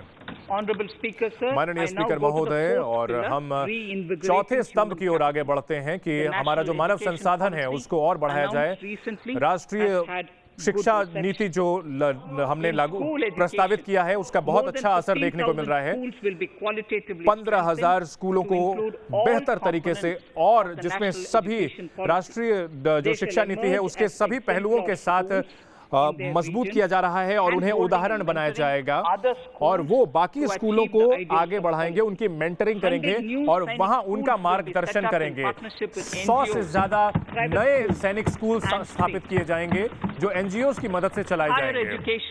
जो उच्च शिक्षण की अगर बात की जाए, बजट 2019-20 में हमने प्रस्तावित किया था कि उच्च शिक्षण कमीशन की स्थापना की जाएगी और हम इसके लिए जो कानून है इस साल हम लागू करेंगे जिसे अमल में लाया जा सके। ये एक अम्ब्रेला बॉडी होगी जिसके अंतर्गत 4 अलग अलग संस्थाएं होंगी जो कि नियमन और फंडिंग को देखेगी। कई यूनिवर्सिटीज, कॉलेजेस की स्थापना की जाएगी जिसमें भारतीय सरकार की ओर से मदद दी जाएगी। हैदराबाद में 40 मुख्य संस्थान हैं, प्रमुख संस्थान हैं। 9 ऐसे शहरों को हमने पहचान की है जहां पर अम्ब्रेला स्ट्रक्चर तैनात किया जाएगा ताकि ये जो संस्थान हैं उनमें आपस में एकरूपता देखने को मिले और साथ ही हम वो अपनी आंतरिक स्वायत्तता भी बरकरार रखें। एक उनके लिए अलग से ग्रांट भी अलग से रखा जाएगा। लद्दाख में जो है उच्च शिक्षण अच्छे तरीके से मिल सके इसके लिए एक केंद्रीय स्थापना लेह में की जाएगी। केंद्रीय यूनिवर्सिटी की स्थापना लेह में की जाएगी। The other important projects to be इसके taken up अलावा as a जो part of अन्य the NEP अहम परियोजनाएं are जो हैं listed in एनईपी के Annexure अंतर्गत 5. वो एनेक्सर 5 में उसकी जानकारी दी गई है।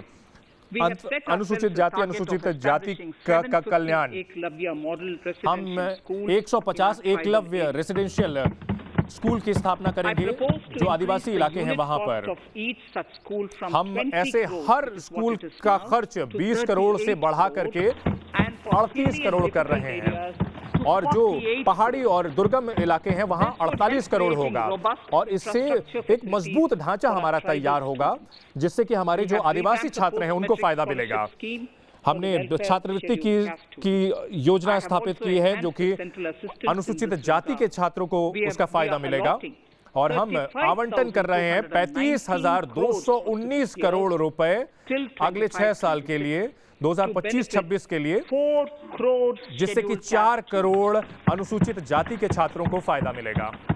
skilling. और In कौशल विकास 2016, 2016 में we had हमने launched the एक National शुरुआत की थी, Apprenticeship Promotion राष्ट्रीय Scheme. The government apprentice proposed to promotion amend scheme the की स्थापना की थी Apprenticeship Act और with a सरकार view की to ओर से further ये प्रस्ताव है कि enhancing एक नया एक्ट लाया for जाए our जिससे कि youth. अप्रेंटिसशिप We will की realign सुविधा the जो है वो बेहतर existing होगी। scheme जो of मौजूदा National स्कीम है Apprenticeship उसको हम नए Training सिरे से Scheme पुनर्गठित for करेंगे providing ताकि post-education apprenticeship, जो training अप्रेंटिस of हैं graduates उनको post and diploma holders graduate level in की engineering. और Over डिप्लोमा 3,000 crores इंजीनियरिंग की भी will be provided for की this सुविधा purpose. मिलेगी। An initiative is underway और एक Honorable पहल Speaker, इसकी शुरुआत in कर दी गई है partnership with माननीय the स्पीकर United महोदय Arab Emirates संयुक्त अरब to अमीरात के benchmark साथ में skill ताकि qualifications, एक मानदंड बनाया जा assessments सके and स्किल certifications, कौशल विकास के क्षेत्र में accompanied by the deployment of और certified यूएई के साथ workforce. मिलकर के सर्टिफिकेशन We उपलब्ध also कराया have a जाएगा और collaborative training, हमने एक inter-training program ट्रेनिंग प्रोग्राम भी between India प्लान and किया है Japan जो कि भारत to और जापान के facilitate साथ मिलकर transfer of चलेगा Japanese जिससे कि भारत और industrial and जापानी vocational skills, जापान से जो and knowledge. Vocational We will skill take होती है forward this जो तकनीक initiative होती है वो with Bharat uh many more सकेगी। countries हम कई also. और देशों के साथ भी मिलकर के ये काम कर रहे हैं।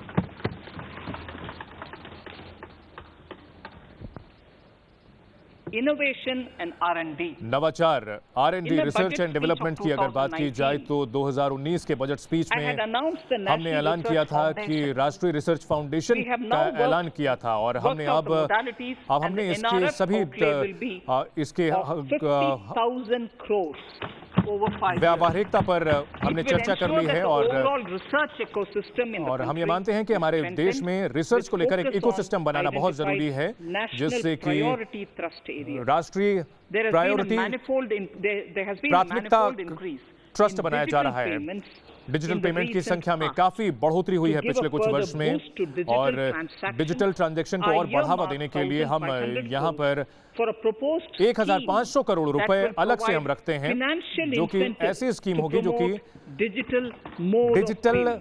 मोड ऑफ पेमेंट को प्रोत्साहित किया जाएगा। We will undertake a new initiative, हम एक National नया Language Translation नया Mission. इनिशिएटिव लेंगे, नई पहल This कर will रहे हैं enable the national wealth of initiative governance and policy related mission knowledge on the internet जिससे कि being made available in नीति से जुड़ी major हुई जानकारियां Indian उपलब्ध कराई languages. जाएंगी जो कि सभी मुख्य भारतीय भाषाओं में होंगी, प्रमुख भारतीय भाषाओं में होगी। The new Space India Limited, new PSU, नया space under the Department India of limited Space, जो will कि execute अंतरिक्ष the PSLV मंत्रालय के अंतर्गत CS-51 पीएसएलवी के को लॉन्च carrying the का काम Amazonia देखेगा। satellite from एक Brazil, Amazonia satellite, along with a few smaller Indian satellites. कुछ अन्य As part छोटे of the भारतीय Gaganyaan सैटेलाइट्स के साथ में mission उसे लॉन्च activities, करेगा। 4 Gaganyaan Indian mission astronauts activities are के साथ being साथ trained 4 भारतीय on generic अंतरिक्ष space यात्रियों को flight ट्रेनिंग aspects दी जा रही है। in Russia. रूस में The उन्हें ये first ट्रेनिंग दी जा रही है। unmanned launch पहली is slated मानव for रहित December 2021. दिसंबर 2021 तक मानव रहित और यान लॉन्च करने की तैयारी है। Oceans are a storehouse of living and महासागरीय non-living resources. To better understand this realm, we will launch a deep ocean mission हम एक with a budget outlay deep of more ocean than 4,000 महासागर में एक crores over योजना 5 करेंगे, years. लागू करेंगे। And this mission will cover इस मिशन के deep तहत ocean survey exploration and projects गहरे for the सागर में जो conservation of deep sea biodiversity. Exploration है वहां हो सकेगा और वहाँ I come के to the sixth pillar जो हालात हैं उनको जान सकेंगे हम मिनिमम गवर्नमेंट और मैक्सिमम गवर्नेंस की जो बात करते हैं उस पर लौटते हैं। माननीय स्पीकर महोदय, ये 6 स्तंभों में से आखिरी है और इसमें रेखांकित किया जाएगा हमारे जो प्रमुख हमारा जो मुख्य ध्येय है मिनिमम गवर्नमेंट और मैक्सिमम गवर्नेंस। हमने बहुत सारे कदम उठाए हैं जो कि पंचायतों के सुधार किए जाएं ताकि जो है काफी तेजी से न्याय मिल सके, और इस प्रक्रिया को हम आगे बढ़ाते हुए हम जो कदम है वो उठाने की ओर आगे बढ़ रहे हैं। जो पंचायत हैं, ट्रिब्यूनल हैं, उनके लिए कुछ कदम उठा रहे हैं। राष्ट्रीय commission for health care professional bill हमने national commission for allied health care professional bill हमने संसद में पेश किया है। हम इसकी समीक्षा लगातार कर रहे हैं और 56 एलाइड प्रोफेशनल, इसके साथ स्वास्थ्य से जुड़े हुए जो मामले हैं, सरकारी सुधार हो सके, गवर्नेंस में सुधार हो सके, इसके लिए नर्सिंग और मिडवाइफरी बिल लागू किया जाएगा, पेश किया जाएगा सरकार की ओर से।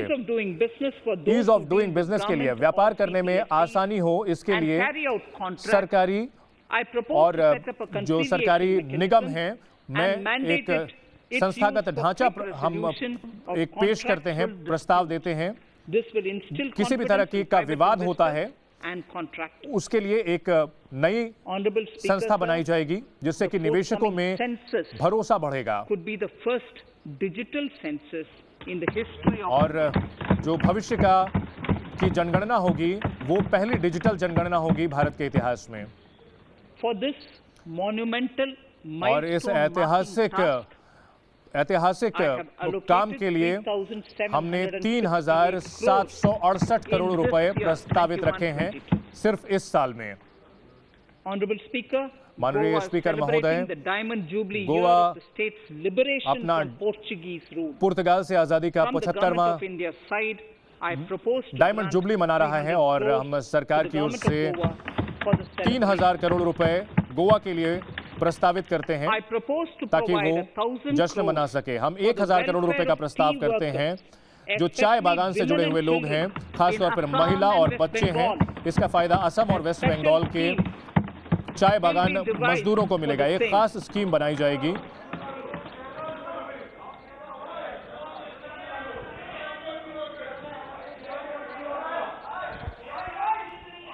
फिस्कल पोजीशन, वित्तीय स्थिति के बारे में, वित्तीय स्थिति के बारे में, फिस्कल पोजीशन के बारे में। In these last few paragraphs, अगले कुछ पैराग्राफ्स में पिछले कुछ दिनों के हमारे बयानों में हम इस सदन का ध्यान खींचना चाहते हैं इस तथ्य की ओर कि इस साल की जो शुरुआत है, इस वित्त वर्ष की जो शुरुआत है, जो वो इस आपदा का असर वो देखने को मिल रहा है अर्थव्यवस्था पर, और जो राजस्व है वो कम आ रहा है और इसकी वजह से खर्च का काफी ज्यादा है, क्योंकि जरूरी चीजों में और जो कि कमजोर तबके के लोग हैं, समाज के गरीब लोग हैं, उनके लिए हम ज्यादा खर्च कर रहे हैं और राजस्व कम आ रहा है। और कई और देश जो हैं वहां ऐसा नहीं हो पाया है। हमने मध्यम स्तर के कई पैकेजेस का ऐलान किया है जो कि पैंडेमिक के दौरान, आपदा के दौरान उनको लागू किया गया ताकि हमारी जनता को फायदा हो सके और जो हालात से हम निपटने में बेहतर तरीके से सक्षम हो सके। एक बार जब स्वास्थ्य से जुड़ी हुई जो ये आपदा है ये ठीक हो जाए तो इसके बाद सरकार की ओर से जो खर्च होगा वो फिर से तेज किया जाएगा, वो घरेलू खर्च के आधार पर फिर से तेज किया जाएगा। और पहले हमने 30.42 लाख करोड़ जो हमने पहले से प्रस्ताव किया था वो घटा है 34.02 लाख करोड़ बढ़ा है। जो स्वास्थ्य पर खर्च था वो हमारा बढ़ा है। हमने खर्च का जो स्तर है, खर्च की पारदर्शिता बढ़ा करके रखी हुई है, जो कि 4.3 लाख करोड़ ज्यादा है। पहले हमने जो है 4.12 लाख करोड़ रखा था, लेकिन हमने 4.39 लाख करोड़ का खर्च अनुमानित रखा है। फिस्कल डेफिसिट, राजस्व राजकोषीय घाटा फिस्कल डेफिसिट 2020-21 में ये देखने को मिला है 9.5% रहा है जीडीपी का। राजकोषीय घाटा 2020-21 में वो 9.5% रहा है जीडीपी का। हमने सरकारी कर्ज से, अलग अलग फंड, छोटे फंड से और शॉर्ट टर्म बोरोइंग से इसकी भरपाई की है। हमें अलग से और 80,000 करोड़ की जरूरत पड़ेगी और इसके लिए हम मार्केट को अप्रोच करेंगे, मार्केट से का सहारा लेंगे अगले कुछ दिनों में। हमें और 80,000 करोड़ रुपए की जरूरत होगी और अगले 2 महीने में हम इसके लिए मार्केट से संपर्क करेंगे। अर्थव्यवस्था को मजबूती देने के लिए, खर्च बढ़ाने के लिए 2021-22 में 34.83 लाख करोड़ होगा। इसमें 5.54 लाख करोड़ कैपिटल एक्सपेंडिचर होगा। इसमें 34.5% होगी, जो कि 20-21 था उससे ज्यादा है। वहीं राजकोषीय घाटा 2021-22 में इसका अनुमान 6.8 रहने का अंदेशा लगाया जा रहा है जीडीपी का। जो कुल मार्केट से जो कर्ज होगा ये 12 लाख करोड़ की ग्रॉस बोरोइंग होगी।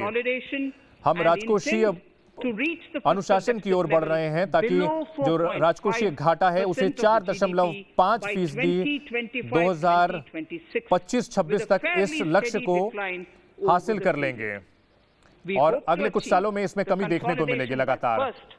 और जो मजबूती देखने को मिलेगी, हमें टैक्स राजस्व जो है वो बढ़ेगा और हमारी प्राप्ति जो है वो बढ़ी है। हमारी जो संपत्ति है उसको हम वित्त पोषित करेंगे। जो आपदा फंड है भारत का, उसको जो भारत का कंटिजेंसी फंड है उसको 500 करोड़ से बढ़ाकर 30,000 करोड़ तक पहुंचाया जा रहा है। ये कई गुना बढ़ोतरी हो रही है। 15वें वित्त आयोग की सिफारिशों के मुताबिक हम नेट बोरोइंग को जीएसडीपी का 4% रहेगा, 4% रहेगा। इसका जो बड़ा हिस्सा है वो कैपिटल एक्सपेंडिचर पे खर्च किया जाएगा और इसके अतिरिक्त जो लेनदारी होगी इसके लिए अलग अलग समय के हिसाब से हम फैसले लेंगे। जो जीएसडीपी का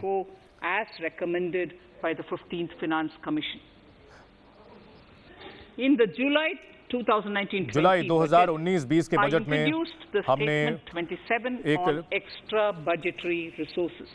बजटरी रिसोर्स का एक प्रावधान लागू किया था। इससे जो सरकारी एजेंसीज का जो कर्ज है उसकी जानकारी मिलती है और किसका कर्ज सरकार के ऊपर है इसकी जानकारी मिलती है। 2020-21 के बजट में हमने इसके दायरे को और बढ़ाया है और इस जो स्टेटमेंट है इसके दायरे को बढ़ाया है और सरकार की ओर से जो फूड कॉर्पोरेशन को लोन दिया जाता है वो भी अब इस दायरे में आएगा। एक कदम और आगे बढ़ाते हुए इस दिशा में हम प्रस्ताव देते हैं कि NSSF लोन, जो FCI को लोन दिया जाता है उसको अब रोका जाएगा। फूड सब्सिडी के लिए जो दिया जाएगा वो रोक लगाई जा रही है। 2020-21 में जो अतिरिक्त बजटरी संसाधन है इसकी पूरी जानकारी एनेक्सर 6 में दी हुई है। हम जानते हैं कि FRBM एक्ट जो ये सुनिश्चित करता है कि जीडीपी का 3% ही राजकोषीय घाटा हो, जो कि 2020-21 तक हो। इस बार का जो ये ऐतिहासिक अभूतपूर्व हालात थे उसको ध्यान में रखते हुए हमें ये जरूरत पड़ी है कि हमें इस जो हमारा लक्ष्य था उससे हमें थोड़ा हटना पड़ा है और सब क्लॉज 5 और 7 के अलावा 3B FRBM एक्ट जो कि अब हम पेश कर रहे हैं सदन के पटल पर।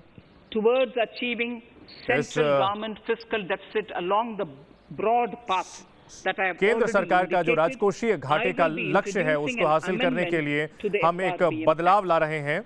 एक कानून में हमें बदलाव लाना पड़ा है। माननीय स्पीकर On the महोदय, 9th of December 2020, 9 दिसंबर 2020 को 15th Finance Commission 15वें वित्त आयोग submitted ने its final एक report अपनी आखिरी covering रिपोर्ट the period सौंपी थी, 2021 जिसमें to 2021 to the से लेकर राष्ट्रपति 2022 तक का The इसमें government has laid खाका the है, ये commission's राष्ट्रपति को report सौंपा है और along with सरकार the ने explanatory memorandum जो भी ये पूरा in का the पूरी parliament, रिपोर्ट है और इसके साथ साथ जो पूरा retaining मेमोरेंडम the है vertical shares of the states at और 41%. इसमें सरकार केंद्र राज्यों का जो शेयर है वो 41% तक रखा गया है। हम राजकोषीय संघवाद को हम बढ़ावा देते हैं। जम्मू कश्मीर को 14वें वित्त आयोग के ओर से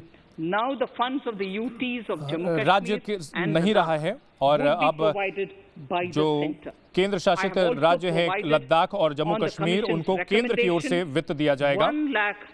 हम 1,18,452 करोड़ रेवेन्यू डेफिसिट ग्रांट के तौर पर हम 17 राज्यों को दे रहे हैं। 2021-22 के लिए ये राज्यों को दिया जाएगा। 74,340 करोड़ अन्य 14 राज्यों को दिया जाएगा 2020-21 के मद में।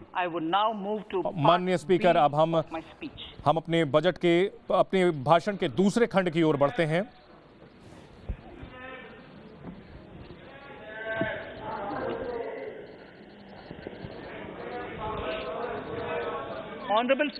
माननीय स्पीकर महोदय, पूरी दुनिया एक गंभीर चुनौती का सामना कर रही है जो कि आपदा से आई है और इसके बाद के जो झटके हैं उससे निपटने की कोशिश कर रही है। और इस चुनौती भरी पूर्ण वक्त में कई जो अर्थव्यवस्थाएं हैं वो फिर से संघर्ष कर रही हैं और लेकिन हमारे देश और हमारे उद्योगों ने जबरदस्त दमखम दिखाया है।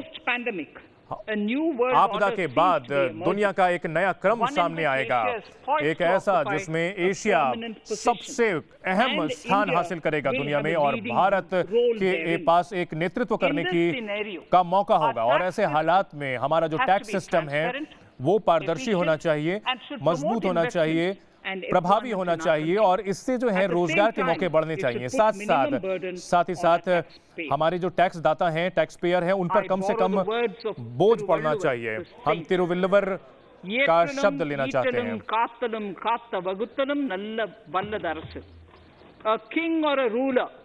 एक राजा और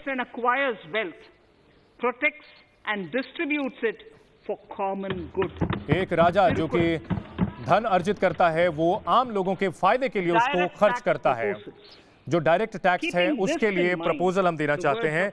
इस बात तिरुवल्लुवर की बात को ध्यान में रखते हुए हमारी सरकार की ओर से डायरेक्ट टैक्स सिस्टम में कई सुधार हमने लागू किए हैं जिससे कि हमारे टैक्स पेयर्स को फायदा हुआ है, हमारे अर्थव्यवस्था को फायदा हुआ है। आपदा आने से पहले हमने निवेश को बढ़ाने के लिए हमने कॉर्पोरेट टैक्सेस को घटाया था, और पूरी दुनिया में इसे सबसे कम किया था और डिविडेंड डिस्ट्रीब्यूशन भी हमने हटा दिया था।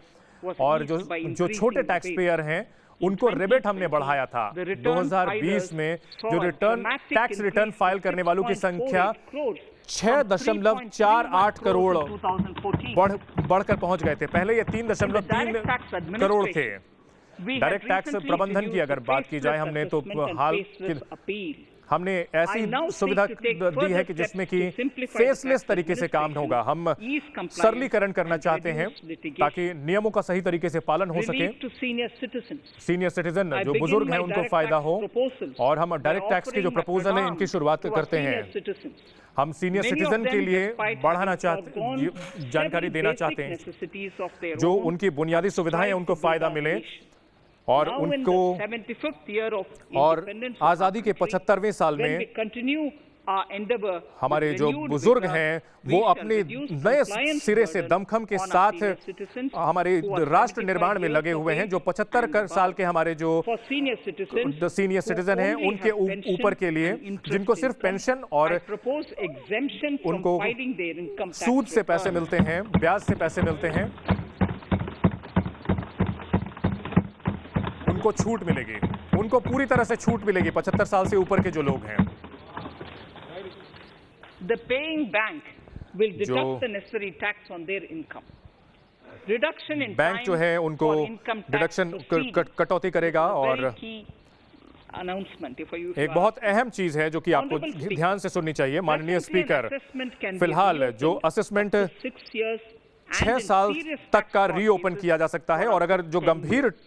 टैक्स As a फ्रॉड के result, मामले में 10 साल का taxpayers मामले खोले जा सकते हैं। under uncertainty और for a ऐसे very में long time. अनिश्चितता रहती है I टैक्स पेयर्स के therefore सामने, propose to और इसलिए मैं reduce this हमारी time तरफ से प्रस्ताव है कि जो टाइम reopening लिमिट को of घटाया जा रहा है, जो दोबारा खोलने की बात होती है टैक्स के मामले को, 6 साल से घटाकर 3 साल किया जा रहा है।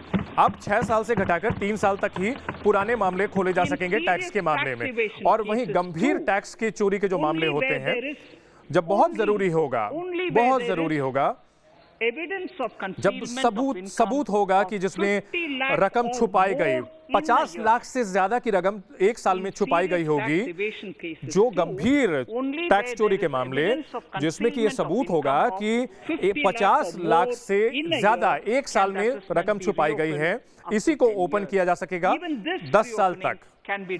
और ये भी, इसके लिए भी प्रिंसिपल चीफ कमिश्नर की मंजूरी के बाद ही खुल पाएगा। और ये टैक्स के मामले में सबसे सर्वोच्च होता है। डिस्प्यूट, जो कि वाद विवाद को निपटारा समिति होती है।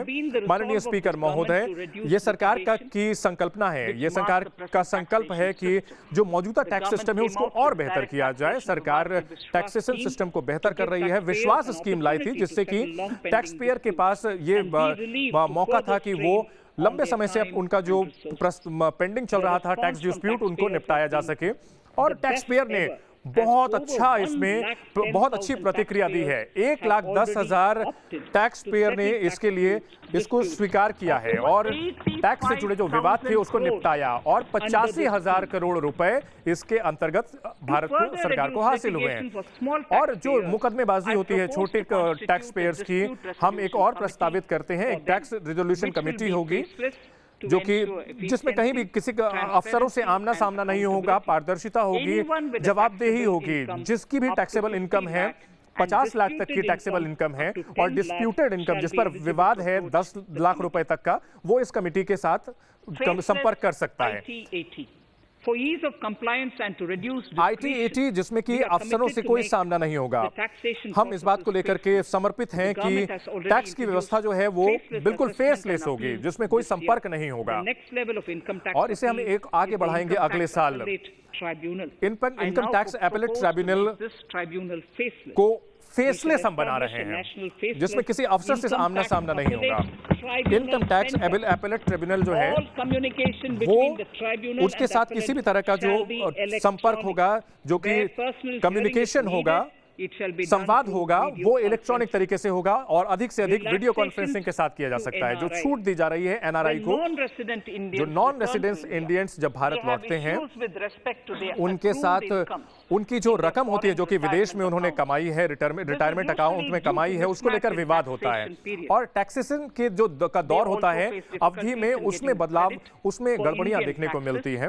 और भारत विदेशी इसको लेकर इन एनआरआईज के लिए जो कानून है उनको हम कम कर रहे हैं, डबल टैक्सेशन से उनको निजात देने के लिए कदम ला रहे हैं।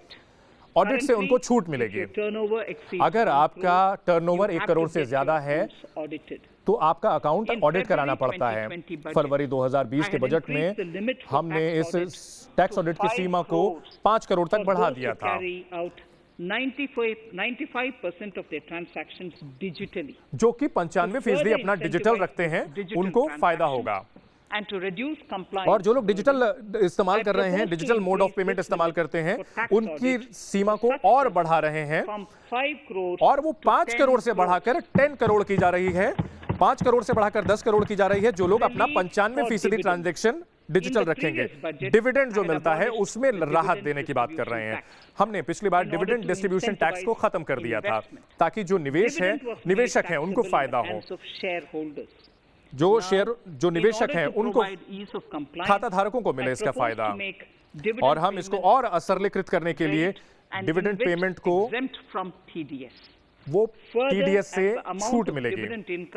जो डिविडेंड इनकम होगी, जो डिविडेंड आय होगी, अगर हम इसके लिए प्रस्ताव करते हैं कि जो advance tax that advance tax liability advance tax की जो देनदारी होती है डिविडेंड इनकम पर, वो only after the declaration or payment of dividend. वो डिविडेंड पे करने के बाद ही आएगा।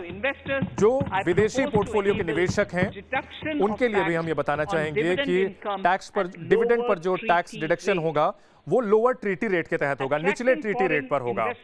विदेशी निवेश को बढ़ावा देने के लिए, लुभाने के लिए, खासतौर पर इंफ्रास्ट्रक्चर के क्षेत्र में हमने पिछले बजट में 100% टैक्स छूट दी थी और उसके साथ कुछ शर्तें जरूर थी। जो विदेशी सॉवरेन वेल्थ फंड्स थे, भारतीय निवेश से उनको जो फायदा होता है, और हमने ये माना है कि कुछ फंड्स को चुनौती मिल रही है, कुछ उनको नियमों को पालन करने में उनको चुनौती आ रही है, और भारत में बड़े पैमाने पर फंड्स का निवेश हो, इसके लिए हम कुछ छूट देने का ऐलान कर रहे हैं। प्राइवेट फंडिंग को लेकर के and direct investment in infrastructure, in order to allow funding of infrastructure, funding को इंफ्रास्ट्रक्चर में फंडिंग ज्यादा हो, इसके लिए हम नोटिफाइड इंफ्रास्ट्रक्चर डेट फंड का प्रस्ताव दे रहे हैं ताकि जीरो कूपन बॉन्ड जारी किए जा सकेंगे, जो कि टैक्स में भी उनको छूट मिलेगी। सबको बजट के अंदर घर का सपना, अफोर्डेबल हाउसिंग, सस्ती दरों पर मकान और किराए के मकान, हमारी सरकार सभी को घर देना चाहती है, सभी को आशियाना देना चाहती है।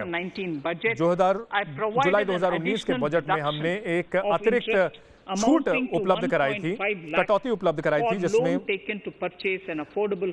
जो लोग अफोर्डेबल हाउस के लिए घर लेते हैं उनको 1.5 लाख की छूट दी गई थी। इसमें हम एक और सरलीकृत कर रहे हैं, 1 साल और बढ़ा रहे हैं, 31 मार्च 2022 तक इसका फायदा मिलेगा, और 1.5 लाख अभी भी लोगों के लिए अवेलेबल होगा। 31 मार्च 2022 तक जो लोग लोन लेते हैं, सस्ती दरों पर घर के लिए जो लोन लेते हैं, उनको 1.5 लाख की छूट मिलेगी। और सस्ते घरों की सप्लाई बरकरार रखें और जो सस्ते घर लोगों को फायदा मिले, इसके लिए हम 1 साल के लिए इस स्कीम को बढ़ा रहे हैं। और ये प्रोजेक्ट बहुत प्रोजेक्ट के लिए भी लागू होगा। लोगों को सस्ती दर पर मकान किराए पर मिल सके, खासतौर पर जो प्रवासी मजदूर हैं उनके लिए हम एक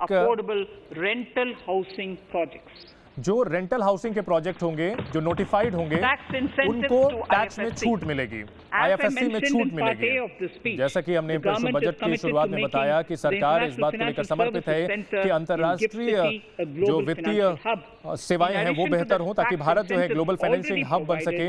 इसके लिए हमने टैक्स में छूट पहले ही दिए हैं। और एयरक्राफ्ट लीजिंग कंपनीज को हम कैपिटल गेन में टैक्स में छूट देंगे। paid to foreign lessors, tax incentive for relocating foreign funds in the IFSC, and to allow tax exemption to the tax में छूट दी जाएगी इन्वेस्टमेंट डिवीजन के फॉरेन बैंक्स को, in the IFSC, जो कि आईएफएससी के दायरे में आते हैं। Free filling of returns. Honorable Speaker, माननीय स्पीकर महोदय, compliance for the taxpayer, details of salary income, फायदा देने के लिए सैलरी वेतन से जुड़े हुए टीडीएस वगैरह के फायदे देने के लिए इनकम टैक्स रिटर्न्स, और इनकम टैक्स रिटर्न में पहले से भरा हुआ आएगा, और इनकम टैक्स रिटर्न भरना और आसान हो सके, इसके लिए जो कैपिटल गेन है, सिक्योरिटी पर डिविडेंड इनकम, और जो बैंकों से जो ब्याज मिलता है, इन सब पहले से भरा हुआ आएगा। और छोटे जो ट्रस्ट होते हैं उनको फायदा दे रहे हैं। जो छोटे चैरिटेबल ट्रस्ट हैं उनको, जो छोटे इंस्टीट्यूशन हैं, जो कि हॉस्पिटल और इंस्टीट्यूशन हैं, जिनकी कुल प्राप्ति 1 करोड़ से कम होगी, वो इसके दायरे में आएंगे। और हम यहाँ से उनको इस सीमा को बढ़ा करके 1 करोड़ से 5 करोड़ कर रहे हैं। छोटे जो ट्रस्ट हैं वो इसके अंतर्गत आएंगे। We have noticed that some employers जो मजदूरों के फायदे के लिए अगर हम बात करें तो कई कंपनियां हैं जो कि ईपीएफ काट लेती हैं और अनसिक्योर्ड दूसरे जो पैसे हैं जो दूसरे फंड्स हैं वो एम्प्लॉय के काट लेते हैं, कामगारों के काट लेते हैं, लेकिन उनके भरे नहीं जाते हैं, सरकार के पास नहीं भरा जाता है। इससे जो कामगार है उसको नुकसान होता है। ऐसे मामलों में जहां पर जो रोजगार देने वाला है वो पाया जाता है कि उसने एम्प्लॉय के पैसे काट करके भी ईपीएफ के पैसे नहीं भरे हैं और दूसरे बेनिफिट्स काटे हैं और पैसे नहीं भरे हैं, तो उस पर कार्रवाई की जाएगी। और हम ये अगर इस मामले में जो कामगार के हिस्से का पैसा काटा जाता है उसे वो देर से स्वीकार नहीं किया जाएगा। Incentives for startups.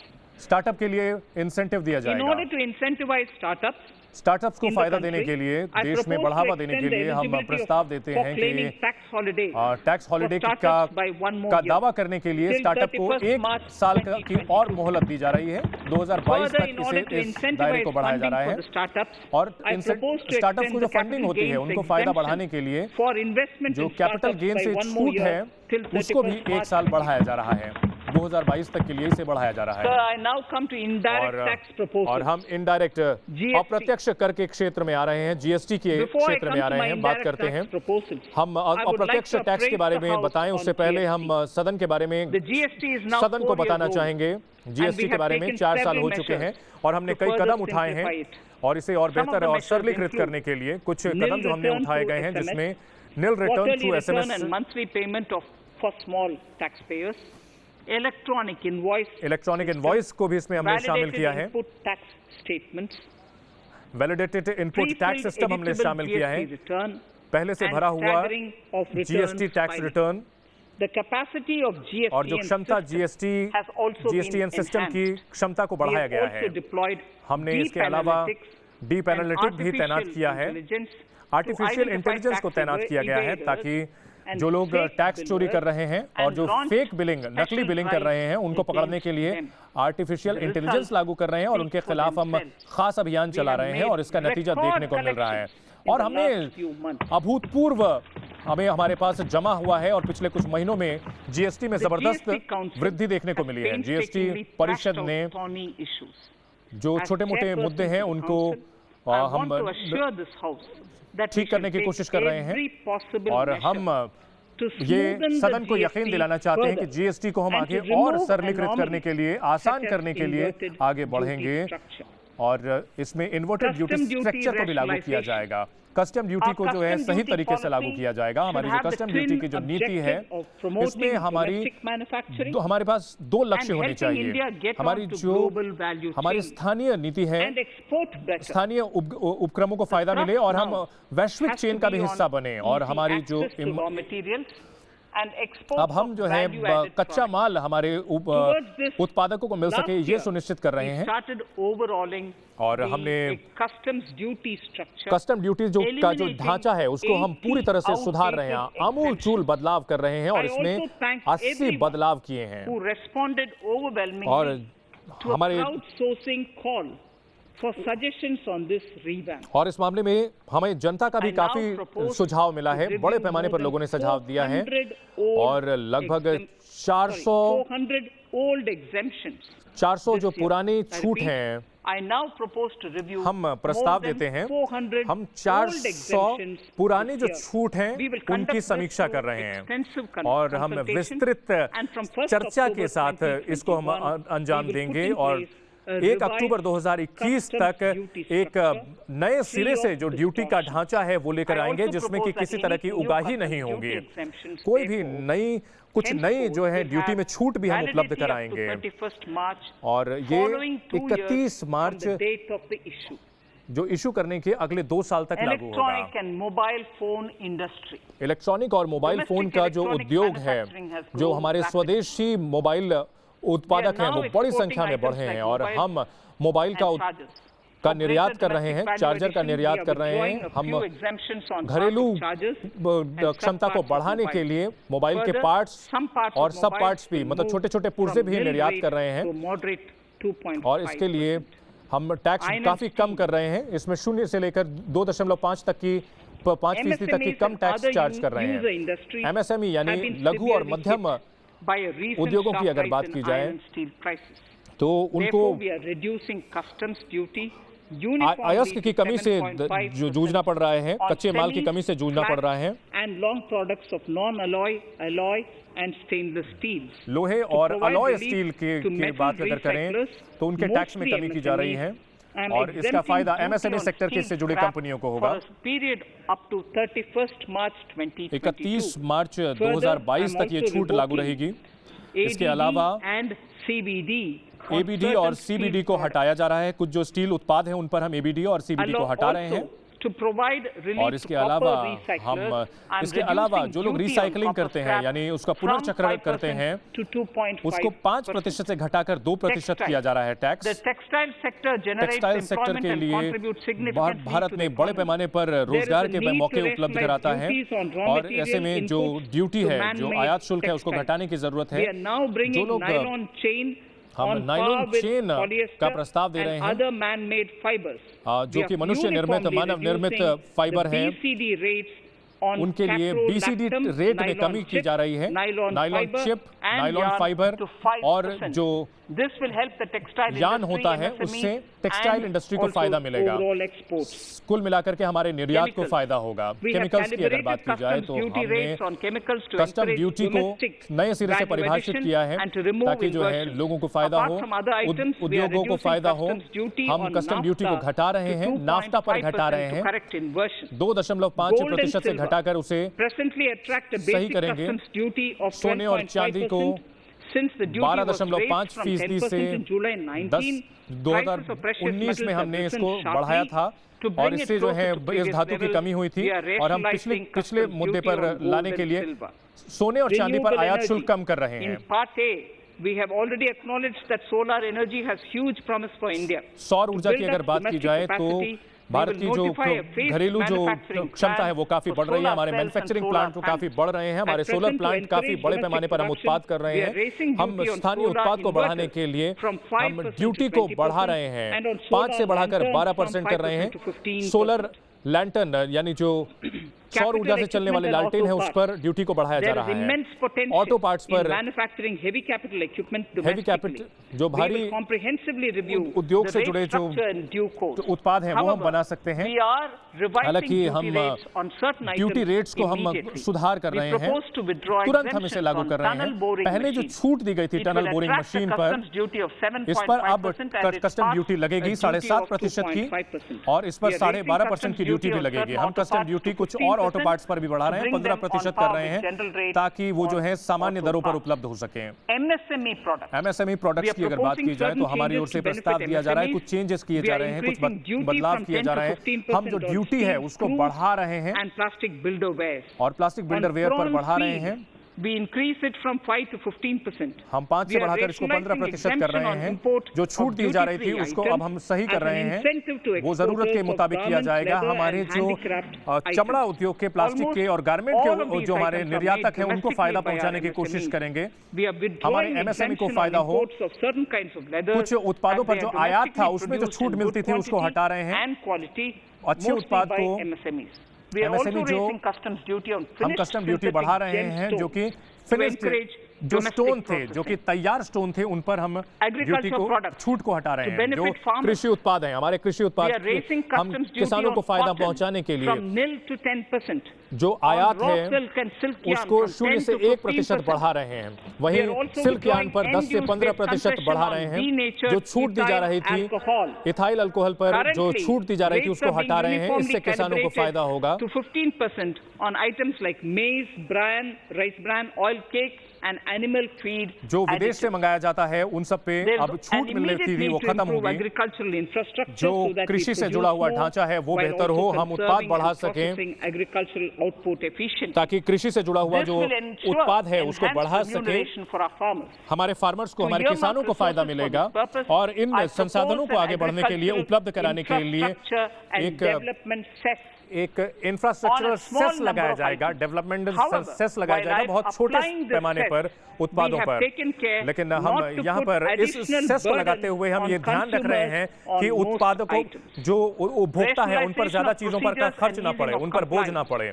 इसके अलावा नियमों का पालन हो, इसके लिए हम कुछ बदलाव लाने की कोशिश कर रहे हैं। एंटी डंपिंग ड्यूटी और CDD लागू करने कर रहे हैं। जो कस्टम से जुड़ी हुई जांच है, इसके लिए जांच होगा। कस्टम के लिए हमने एक प्रस्ताव With effect from September 2020, सितंबर 2020 से हमने एक नई प्रक्रिया लागू की है जिसमें इसका प्रबंधन किया जाएगा in putting a check on misuse of FTAs. और FTA का गलत तरीके से इस्तेमाल ना किया जा सके, ये सुनिश्चित करने के लिए हमने ये नियम लागू किए हैं। इस एनेक्सर में इसकी हमारे स्पीच में इसकी सारी जानकारी दी हुई है। माननीय स्पीकर महोदय, हम इन शब्दों के साथ सदन में ये बजट प्रस्तुत करते हैं। धन्यवाद।